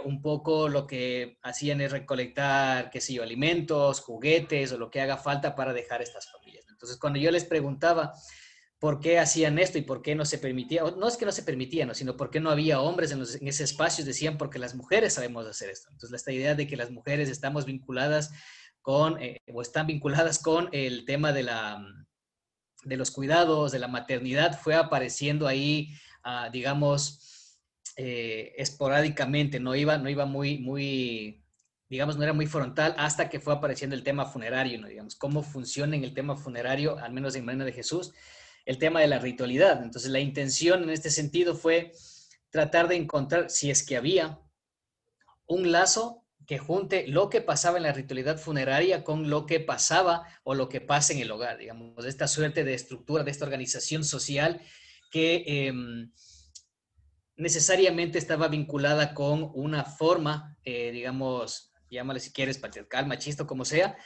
que de alguna manera se expresaba en la ritualidad funeraria, ¿no? Entonces, uno de los hallazgos que aparecieron en la investigación fue justamente nosotras cuidamos el cuerpo, nosotras rezamos, nosotras lavamos el cuerpo, nosotras hacemos esto porque estamos preparadas para esto. Entonces, cuando hacía la analogía entre la misma pregunta, ¿no? ¿Por qué usted se hace cargo de la casa? Era porque nosotros podemos hacer esto, nosotros podemos cuidar, somos madres, podemos. Pero otra cosa más interesante fue el hecho de nosotros damos la vida, nosotros estamos en la, no sé si en la capacidad, pero es una suerte de derecho adquirido de que nosotras podemos despedir. Estamos como en esa condición de despedir a quien se iba. Y todo esto se daba a partir de, digamos, de consensos, donde había una señora que era de nombre Eufemia Armas, si no estoy mal, ¿no? Esta señora Eufemia, interesantísimo, interesantísimo cómo funcionaba ella. Era la que organizaba absolutamente todo. Si bien habían otras mujeres, digamos, que estaban detrás de ella, organizaba absolutamente todo. Una de las cosas que nos contaba en torno a esto fue cuando el cementerio, digamos, ya el cura nos dice, el cura se quedó sin dinero para construir el cementerio, no sabíamos qué hacer, entonces yo cogí, y dice, está el relato, ¿no? Yo cogí el cuaderno y fui casa por casa a ver diciendo, ¿qué me va a regalar usted? Entonces, alguien dio cemento, alguien dio ladrillos, alguien dio esta cosa, alguien dio pintura, y fuimos construyendo el espacio funerario. Entonces, la barda, digamos... La barda. ¿Perdón? La barda del cementerio, porque el cementerio es de 1893. Doña Eufemia No, estaba vieja, pero no tanto. no, pero me refiero al muro que se cayó cuando la parte de atrás. Ya. Entonces, justamente es esa idea de ir, digamos, organizando y de cómo la estructura social va funcionando o permite, o la ritualidad funeraria permite ver esa suerte de estructura social en torno a una parroquia, ¿no? Digamos que es Calderón en general. Entonces, apareció ahí el tema de la memoria, el tema de la política, el tema del género y el tema, como les digo, de esta suerte de estructura social en cuanto a las mingas. Todo se estructuraba a partir de mingas, absolutamente todo se iba, digamos, funcionando a partir de mingas. Entonces, puede ser, digamos, más bien que puede ser, todos los campos santos lo que hacen es, digamos, revelarte ciertas prácticas, ¿no? Te revelan qué sucede, qué pasa, las disputas, cómo se efectúan los rituales, cuáles son esos consensos, cuáles son esas fugas de las que siempre habla Leo, por ejemplo, cuáles son esas fugas por donde, digamos, se escapan esta suerte de formas de expresar lo que sientes, a esta suerte también de homogeneidad.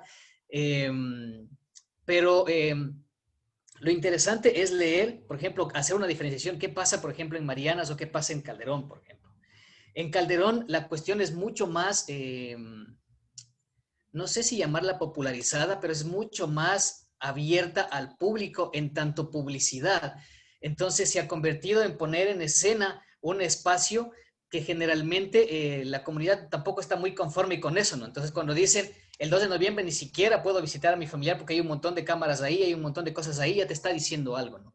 En cambio en Marianas la cuestión es mucho más íntima, mucho más familiar, hay como unas, digamos, minga, luego hacen como esta suerte de velación el día antes, pero es distinto, ¿no? Hay una especificidad ahí que sí te muestra cómo el campo funerario se va de algún modo transformando y cómo de un sitio a otro, que no estaba que a 20 minutos, digamos, cuando mucho, cómo se modifica, ¿no? Cómo se modifica esta ritualidad y cómo es importante hacer esa lectura, en tanto esta lectura te va a permitir encontrar la estructura social o la forma en la que funciona esta comunidad. Calderón Central, de plano, si vos ves el cementerio es súper grande, está súper desorganizado en muchos espacios. Ahora, cuando fuimos con el Dani, creo que hace 1 año o 2 años, digamos que estaba más organizado.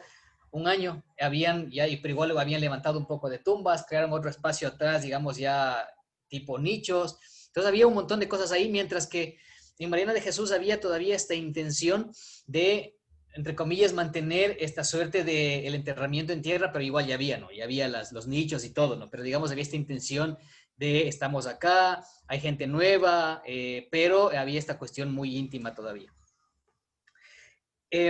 Otra de las cosas que aparecieron también es la idea de la práctica ritual, o sea, la práctica funeraria como integradora. Entonces, como una suerte de integrar cosas e integrar a la comunidad.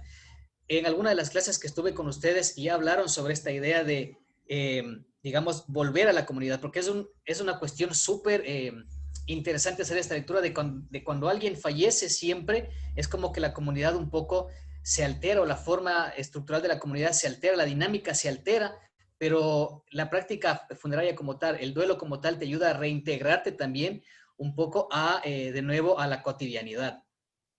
Entonces, esto también rompe un poco con esta suerte de hay que morirse, qué sé yo, el viernes y el sábado y el lunes tienes que estar trabajando, lo que pasa en los emporios funerarios generalmente grandes, ¿no? Entonces es como te vendemos absolutamente todo, lo que hablaban hace rato, incluso el de la música, tienes que estar feliz, no puedes estar triste, pero es porque no puedes dejar de ser productivo también, ¿no? Esta cuestión es súper interesante de leer el tema de la productividad y el tema de cómo el sistema también empieza a incidir en la muerte como ese espacio sí necesario, como que necesitas de eso, pero no puedes quedarte sufriendo 9 días como pasaba antes, ¿no? No puedes, o 2 años o lo que sea, tienes que, digamos, producir.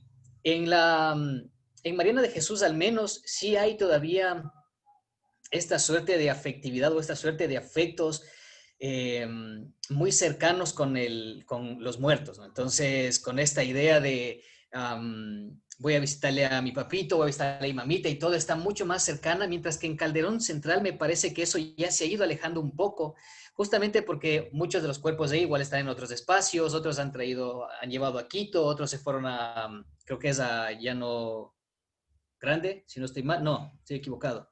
San Miguel del Común, digamos, hay un montón de cosas ahí, ¿no? Entonces, es como también el tema del crecimiento de la ciudad también va afectando estas cosas, ¿no? Pero también los afectos, cómo funcionan los afectos ahí y cómo el tema de nuevo, ¿no?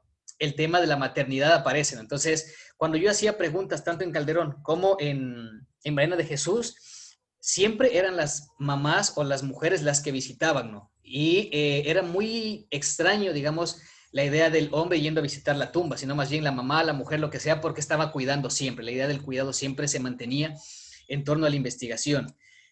Una de las cosas que, digamos, me permitió entender cómo funcionaba esto fue una investigación que hice ya después, en el 2019, cuando falleció mi abuela, en la que me decían lo mismo, nosotras somos las que limpiamos la tumbita, somos las que cuidamos el muerto, las que hacemos los ramitos, las que hacemos el nudo para que la muertita se vaya, digamos, bien, las que hacemos las oraciones, porque nosotras sabemos, los hombres tienen que ir a cargar la tumba, al ataúd, tienen que ir a limpiar, tienen que ir a hacer ciertas cosas que estaban vinculadas más con el tema de la fuerza.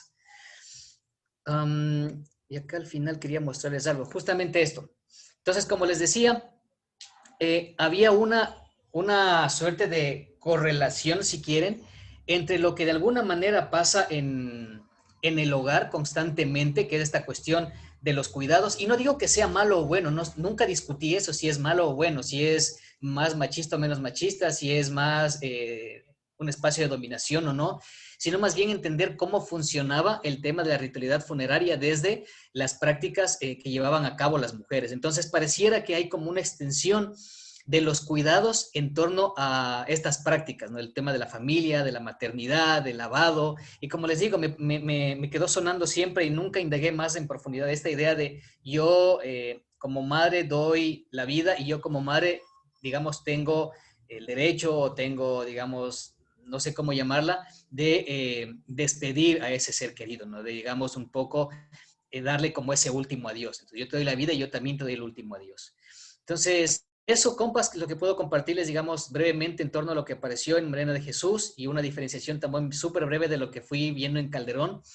Y el tema de transversalizar el género fue súper complejo y es súper complejo en la muerte porque, eh, digamos, no te deja muchas pistas, o a veces sí y a veces no. Entonces, por ejemplo, lo que pasó en cuando fue el tema de la muerte de mi abuela fue ir encontrando detalles que me permitían entender que sí, digamos, había una práctica, digamos, ritual llevada a cabo por mujeres porque ellas entendían que ellas estaban disponibles o dispuestas o estaban condicionadas o estaban programadas para cuidar.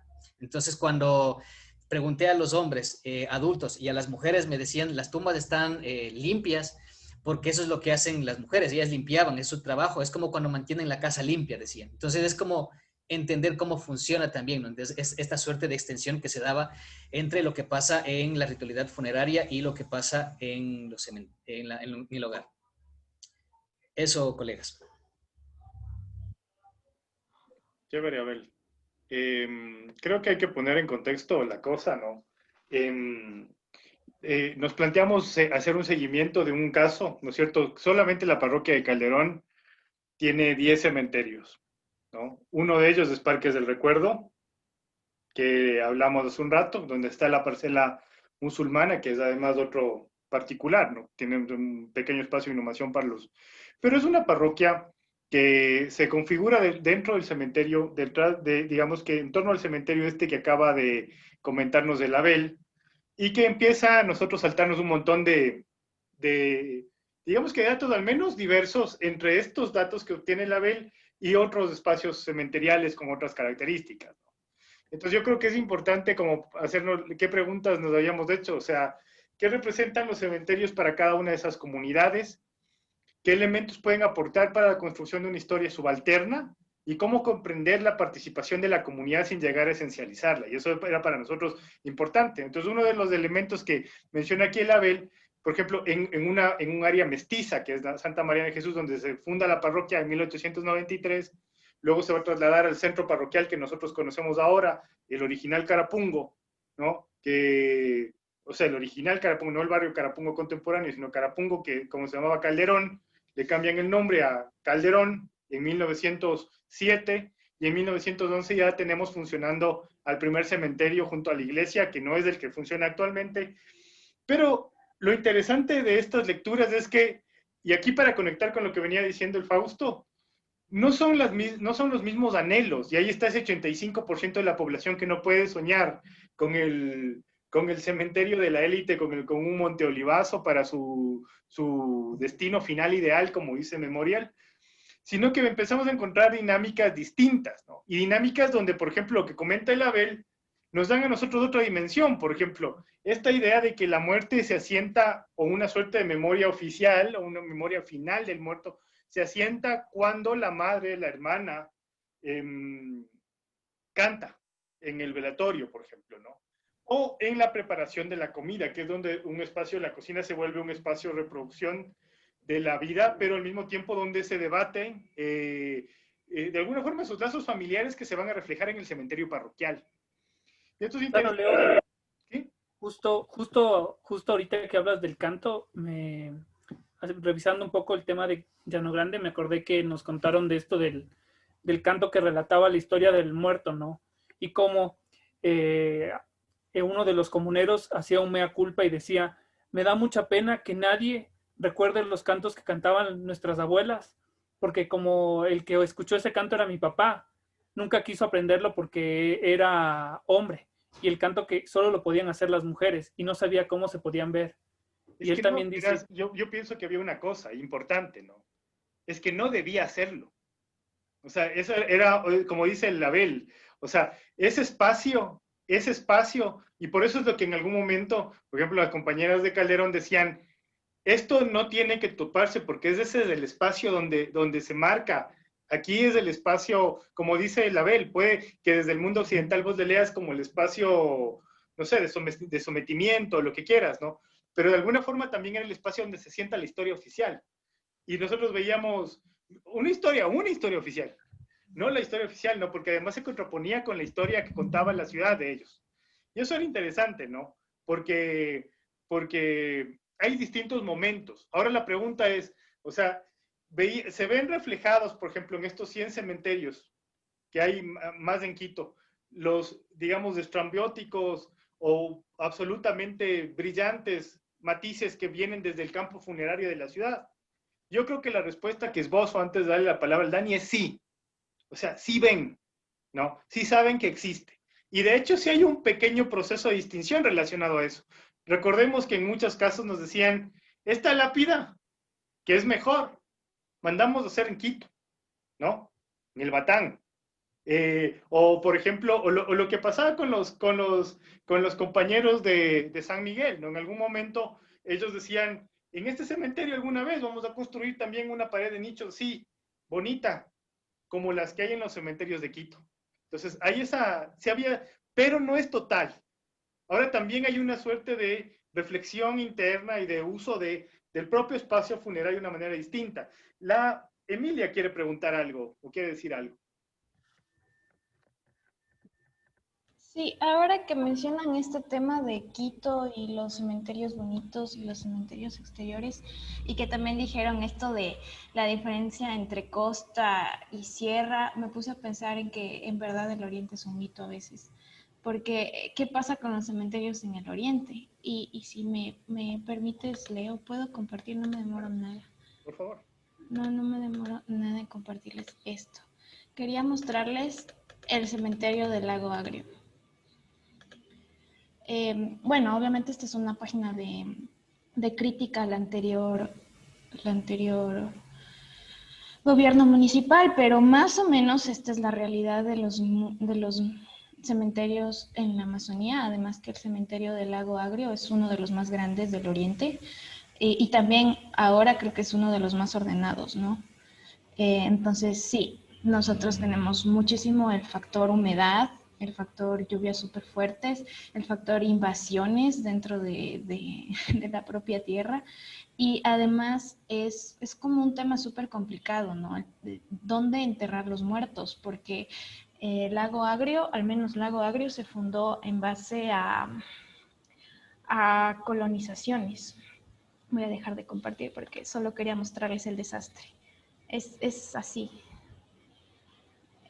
Y bueno, o sea, solo para dejar de compartirlas, esto es como la parte, digamos, la clase media, porque lo peor de lo peor es como que detrás de esas ramas, de esos árboles, hay como una colina y la gente, o sea, literalmente es un hueco y metió al muerto ahí.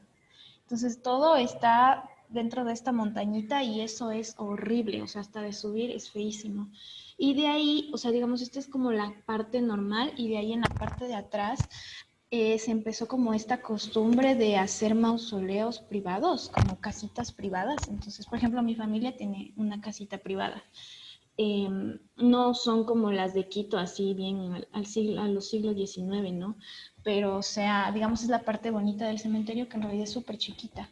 Y de ahí, ahora con la pandemia, es como que está este sector de las casas y en la parte de atrás han hecho un sector solo para gente que murió con COVID. Entonces, era sector parqueadero, pero ahora el sector COVID y está con franjas y así. Entonces, sí, es como... Y también no hay tanto esta costumbre de, ay, sí, tenemos que parecernos a los cementerios de Quito, o sea, nada que ver. Muy poco en realidad.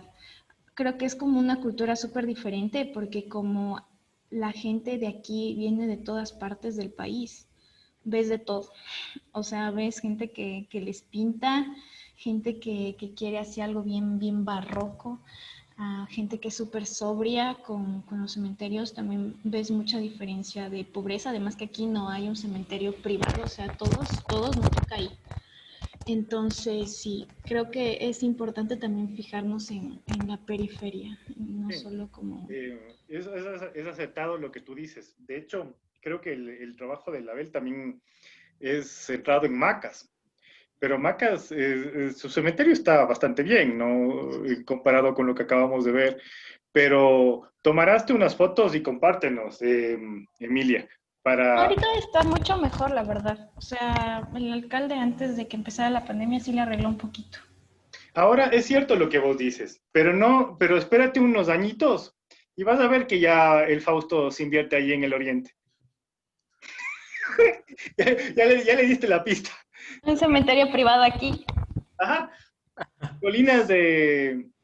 Del Fausto, del Franklin. Vamos a llamarle estribaciones de la selva. Parque San. Frank, ibas a decir algo. Sí, justo yo iba a mencionar el caso de Macas. Pues a mí me llevó la Virgen para allá. ¿A qué me refiero?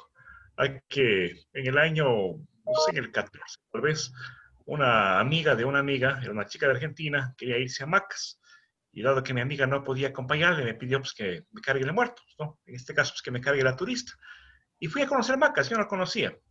Y quedé un tanto sorprendido por la iglesia y los vitrales, porque contaban algunas escenas de historia que tienen que ver con Riobamba y la Purísima de Macas y la Virgen, y bueno, me llamó la atención, ¿no? Pero pues la verdad es que yo le tomé un poco a la ligera ese asunto, yo pensé que iba a haber como que un pueblo, o sea, actué de una manera equivocada, no llevé cámara. Bueno, pues eso me motivó a regresar a Macas un poco después. Y ya fui con la cámara con el objetivo de hacer las fotografías y todo, no me fue mal, ¿no? Conseguí alguna información. Pero me fui para Sucúa porque también me habían ponderado algo de Sucúa. Y me parecía que era un lugar bastante bonito, bastante moderno, no sé. Y claro, no faltaba también rumores de que era de pronto dinero lavado, qué sé yo, que le daba un aspecto moderno a algunas casas de Macas. O sea, hablo por favor en un sentido muy general, muy superficial. Y la verdad es que aparte de ver lo bonito de las casas a las cuales no puedes entrar porque eres un extraño y nadie te va a decir venga, conozca, pues regresé a Macas y pasé por el cementerio y digo, no, pues aquí vale la pena quedarse. Y me llamó la atención que era un cementerio bastante bien llevado, o sea, mi impresión. Había unos murales populares, pero que no eran de mal gusto. Y bueno, hice también el levantamiento fotográfico, si desean, tal vez la próxima clase, para no robar más tiempo, les puedo compartir. Eh, pero me parece que es una cuestión de escala, ¿no? Quizá pues el lugar que presentó Emilia tiene un cierto estado de desarrollo, como decíamos, unas ciertas circunstancias sociales, por ejemplo, ella habla de que se ha formado a base de colonos que han ido llegando, y eso va explicando también el nivel de apariencia del cementerio, sin hacer analogías mecánicas que ya las hemos o aceptado o cuestionado. Y en el caso de Macas, pues se veía como una ciudad en florecimiento, en cambio, en transformación. No te diría en apogeo, porque ese término también, como todo, pues termina siendo subjetivo e inestable. Y eso me ha pasado, o sea, cuando a veces sin querer termino en un cementerio. Estuve en La Taconga hace unos años y sin querer caminando llegué. Y pues veo también un cementerio bonito, pero como que es a la escala de la ciudad. En Ibarra me pareció algo parecido. Pero en Ambato veía cosas que sí me parecían raras. No es una ciudad grande, con mucho comercio. Por ejemplo, era muy frecuente que las lápidas, no digo todas, pero al menos me atrevo a decir un 2% o más, tenían instalaciones de luz para poner foquitos. ¿Y por qué en Ambato se da ese fenómeno? ¿No? Por ejemplo, yo quisiera responderme, ¿no? Pero bueno, esos son apuntes que nada más los traigo a propósito, espero no haber Sí, distraído mucho la sesión. es muy interesante y es un tema pendiente, 100%, Emilia. Es un tema, hemos explorado creo que la haber entrado al Oriente a través de Morona Santiago, falta explorar otras cosas, lo que vos nos traes evidentemente. Ojalá sí sería bueno ver cómo está, o sea, misión de la Emilia irse al cementerio a fotografiar y también a traer las fotos del mausoleo familiar para la siguiente sesión. Y una idea ahí que me surge es que cuando la Emilia habla de este tema de las periferias, por ejemplo, yo conozco Imbabura, en Pimampiro, es uno de los cantones, digamos, pequeños, mucha migración, digamos, hacia fuera del cantón, de los cantones más pobres de Imbabura. Y sin embargo, tú tienes, por ejemplo, una comunidad que se llama Mariana Costa. donde el parque, digamos, es un parque muy bien mantenido, digamos, el cementerio está bastante bien mantenido. Entonces, digamos, claro, la periferia también tiene niveles de organización, ¿no?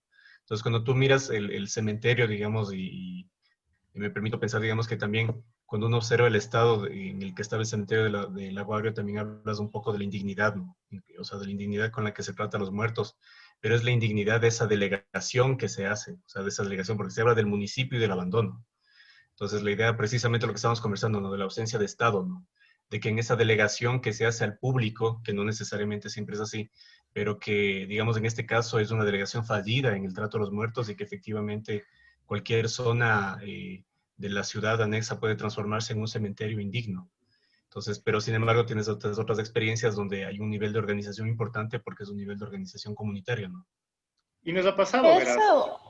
Perdón, eso es lo interesante porque no es o sea, la gente no se queja de la falta de municipios, sino de que los estados son los que hicieron eso, porque cuando la gente vino acá, o sea, se organizó un cementerio, como que había un sistema de organización comunitaria, como tú dices, pero hubo muchos problemas con los militares, al menos los militares, las petroleras, como que a cada rato váyanse, váyanse, váyanse más allá, incluso hasta la policía les desplazó el cementerio, entonces es como que cada vez tenían que mover, además de que el cementerio se iba más allá, tenían que mover a los muertos, ¿me entiendes? Y era por las regulaciones del Estado mismo y de las presiones Sí. de las petroleras. Depende mucho, claro, Ajá. van a haber muchos factores. O sea, por ejemplo, eso es gracioso, ¿no? Porque dentro de la misma parroquia de Calderón, o sea, tienes cementerios que tienen un trato X, ¿no? Otros que están administrados comunitariamente, otros que son de la curia. Pero, por ejemplo, es el caso que en Quito mismo estábamos nosotros buscando el cementerio de Gualea, ¿no? Y nos dijeron, sigue este camino. Y de repente íbamos caminando. Yo le decía al tipo, oiga, ya, ¿y dónde es el cementerio? Sigue este camino. Entonces, de repente, ¡plum! El Leo desapareció. Ahí da fe que se está riendo Abel Ramírez, ¿no? ¡Plum! Cuando yo me toqué donde estaba, evidentemente me había caído en una losa, se dio, entonces yo estaba cogiendo huesos, cabello de algún cuerpo que estaba ahí enterrado. Entonces, este cementerio estaba absolutamente cubierto por maleza, ¿no? Y era un cementerio administrado por la junta parroquial. Entonces y dijeron, verás, sí, o sea, las otras parroquias tienen cementerios más bonitos, nosotros cuando es difuntos quemamos todo. Y ahí aparecen nuevamente las tumbas. Entonces yo le dije, bueno, una tumba ya no va a aparecer porque me acabo de caer allá adentro. O sea, y claro, tocó llegar a la casa sin las medidas sanitarias pertinentes, a decir que no me había pasado nada. Claro, cuando yo tenía un leve tufillo a descomposición, ¿no? Y, en fin, o sea, en Quito pasa eso. Amigos, solamente quería que el Dani nos cuente cuáles son, más que con diapositivas y todo eso, cuál es la experiencia que vos te llevas al, por ejemplo, intentar entender desde Llano Grande cómo se ve el campo funerario contemporáneo, porque ellos tienen un cementerio, qué significa para la población eso. Bueno, o sea, lo primero es que el cementerio de Llano Grande es un cementerio que se construye a partir de unas luchas sociales súper fuertes y que no son de ahora, o sea, no son de este siglo, son del siglo XVII, o sea, sí, no, perdón, siglo XVIII, siglo XVIII. Entonces, eh, son luchas que se van dando y se dan, y es bien interesante porque tiene mucho que ver el tema del transporte público que tenían entre Calderón y Llano Grande, y que ellos dicen que había mucha cuestión racial ahí y había mucha violencia a la gente de Llano Grande por parte de la gente de Calderón. Entonces, hacen una manifestación, se llegan hasta aquí, hasta Quito, en el gobierno de Velasco Ibarra, en el año 69, y ahí logran que les den unos autobuses. O sea, les den la autorización de generar una ruta de buses desde Llano Grande hasta Quito. Y cuando lo logran, finalmente hay todavía muchos pleitos con Calderón y es asesinado un comunero. Este comunero era Raúl Tasiguano, es el primer nicho que, junto con una señora, son los dos primeros enterrados en el cementerio de Calderón. ¿Y por qué son enterrados en el cementerio de Calderón? Por el conflicto que en el cementerio de Llano Grande, perdón, ¿por qué son enterrados ahí? Por este conflicto que había ese momento en Calderón. Y claro, el Leo decía, ¿cómo se ve esto? Es justamente, por ejemplo, en Llano Grande, te cuentan que es un terreno comunitario porque es con una donación que logran tener este cementerio. Y te cuentan que en un principio todas eran tumbas de tierra, pero que luego vieron que era importante tener un espacio comunitario y generan estas bóvedas comunitarias que si quieren les muestro nada más del mapa para que se den cuenta. Esta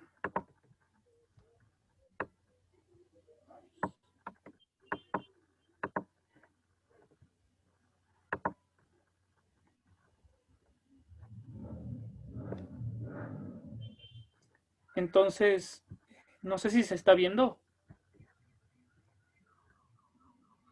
Sí, Sí, esta era la parte que les comentaba que hicieron las tumbas de tierra. Luego fue creciendo, luego elaboraron aquí, pusieron una cruz para unos fallecidos de la comuna en el 94 en una cuestión cultural. Y estas son esta serie de nichos, de mausoleos comunitarios que tienen ahí. Y que claro, los comuneros nos decían, ya aquí no se entierran solo gente de la comuna que fue fundada en el 54, no. Estos ya son las gentes que están incluso hay muchas veces gente que está fuera que ya no son pulupas, ya no son taciguanos, sino son Paredes, Rodríguez, que es gente que ha llegado a las urbanizaciones que están afuera de Llano Grande. Dicen, yo no les puedo decir que no porque ya pertenecen dentro de la jurisdicción de nuestro cementerio. Entonces es bien interesante y porque además obviamente les sale más económico enterrarse ahí que enterrarse en un cementerio aquí en la parte central de Quito, ¿no? No sé si algo más querías que cuente, Leo. Pásale, amigo, están chéveres las fotos. Ah, claro, de una. Eh, bueno, ahí tienen, esta es unas fotos de, lo chévere que yo quería contarles es cómo vamos ingresando a este archivo comunitario, porque es interesante, porque no es que ingresamos inmediatamente, sino se hace todo un trabajo que Leo y el Abel lo vivimos, ¿no? Y cómo nos van abriendo estos archivos familiares, estos archivos comunitarios. Este es el presidente el que logró que se haga esta comuna indígena. Este es un archivo, ahí están los autobuses que les decía. Esta es la iglesia de Llano Grande, al frente está el cementerio, aquí está la tumba de Raúl Taciguano, que fue asesinado. Este es el camino que va hacia el cementerio, esta es la iglesia, y esta es la tumba de la señora que les comenté. Este es uno de los tíos que trabajó en organizar el cementerio, está enterrado ahí también. Esta es la cruz central que tiene el cementerio, que está erigida por los fallecidos del accidente de 1994, que ahora en Quito se hace, el 11 de septiembre se hace este encuentro de comunidades. Estas son unas fotos de cuando se hacen las mingas en Llano Grande. Yo tuve la oportunidad de trabajar ahí y limpiar la tumba de Pedro Taciguano. Él es Pedro Taciguano, él es el que está tocando el arpa, y es interesante cómo la música cumple un papel también importante dentro de estas luchas sociales en Llano Grande y también en el tema de las prácticas funerarias. La tumba de Pedro Taciguano, ahí está tocando su arpa. Esta es una fotografía de la familia de Pedro Taciguano, que era padre de Raúl Taciguano y de Enrique Taciguano y de Mercedes Taciguano, que era, con los dos tuve la oportunidad de trabajar y hacer esta investigación. Esto me pareció interesante como comentarles, o sea, esta idea de trabajar también con el archivo de imágenes, ¿no? De pinturas. Este es porque el arpero se recorría estos espacios. Esta es una pintura de Joaquín Pinto también. que nos habla del velorio de los angelitos, que es el tema que yo trabajé ahí en su momento. Cómo se trabaja esta idea también, cómo yo tuve que empezar a trabajar el tema de lo quichua para comprender a mayor profundidad estos rituales. Esta es una fotografía de un angelito de Reinaldo Vaca. Y cómo desde la comunidad se empezaron a surgir también propuestas. Eso es lo que más me emocionó. Este es un recorrido de unos niños en el cementerio de Llano Grande. Y esto es interesante porque justamente la familia Tasiguano junto con el gobierno comunal han hecho ya existe un museo de sitio en la casa que era de Pedro Tasiguano y de María Muz. Supongo que luego cuando ya un poco se pueda visitar espacios así, tendré la oportunidad de visitarlo. Y esta idea también de trabajar el archivo comunitario e irlo a través de las redes generando diálogos con los comuneros, porque además Llano Grande tiene una gran migración hacia España. Entonces, es interesante cómo a través de sus páginas generan estos diálogos. Esta es una foto del cementerio de Llano Grande. Ahí estamos el Leo, el Abel y yo. Como ven, es un cementerio muy bonito. Fue en una mañana genial que nos tocó ese día. Creo que fui muy rápido, pero bueno. Muchas gracias, amigo. Desde ya te deseo que te vaya muy bien en tu maestría en México y sigas colaborando. Es el presidente de la Red Ecuatoriana de Cultura Funeraria en este momento. Les agradezco a todos por venir. Ha sido como darnos una vuelta súper rápida. Así es de introductorio este curso, a pesar de que es un curso completo, apenas podemos explorar, ¿no?, ciertos elementos. Lo que nos ha puesto en discusión ahora la Emilia, los elementos que ha traído el Fausto son absolutamente interesantes y creo que merecen dedicarles tiempo y trabajo. Les agradezco un montón por haber venido. Recuerden que las últimas 4 clases son bastante filosóficas, si se quiere, vivenciales. Así que vengan dispuestos más bien a debatir que a ver una explicación, porque básicamente va a ser como un diálogo. Gracias también, Abel, por tu participación. Y a todos, pues, entre hoy y mañana ya tendrán todas sus notas. A algunos no les ha llegado porque pusieron después, como les dije. A la Lore, porque no tengo tu correo, Lore, mándame por WhatsApp, que quería enviarte. Oye, amigo, lo que te quería pedir es, si es que les interesa un poco saber sobre Pedro Tasiguano, ya el video de un pequeño documental que hice sobre él está subido a YouTube y les puedo compartir en el chat para que lo vean por favor, con tranquilidad y puedan, si tienen alguna pregunta, podemos conversar al respecto. Lo que dice el Dani también es fantástico. A raíz de la investigación en el cementerio empezaron a apoderarse ellos, no un técnico, no un funcionario municipal, no una puesta en valor, sino simplemente el reconocimiento de que quizá no vale la pena regresar a ver a Quito. Y eso es algo interesante que hablábamos también ayer con Fausto. O sea, entonces ellos empiezan a empoderarse en su propio espacio, ¿no? Y fruto de eso es la construcción de este museo de sitio que todavía no conocemos por el tema pandemia, pero cuando esté funcional, pues hacemos una salida de campo post-mortem y nos vamos. Un abrazo grande a todos y nos vemos el lunes. Gracias, hasta el lunes. Que estén muy bien. Gracias, Leo. Todos. Suerte.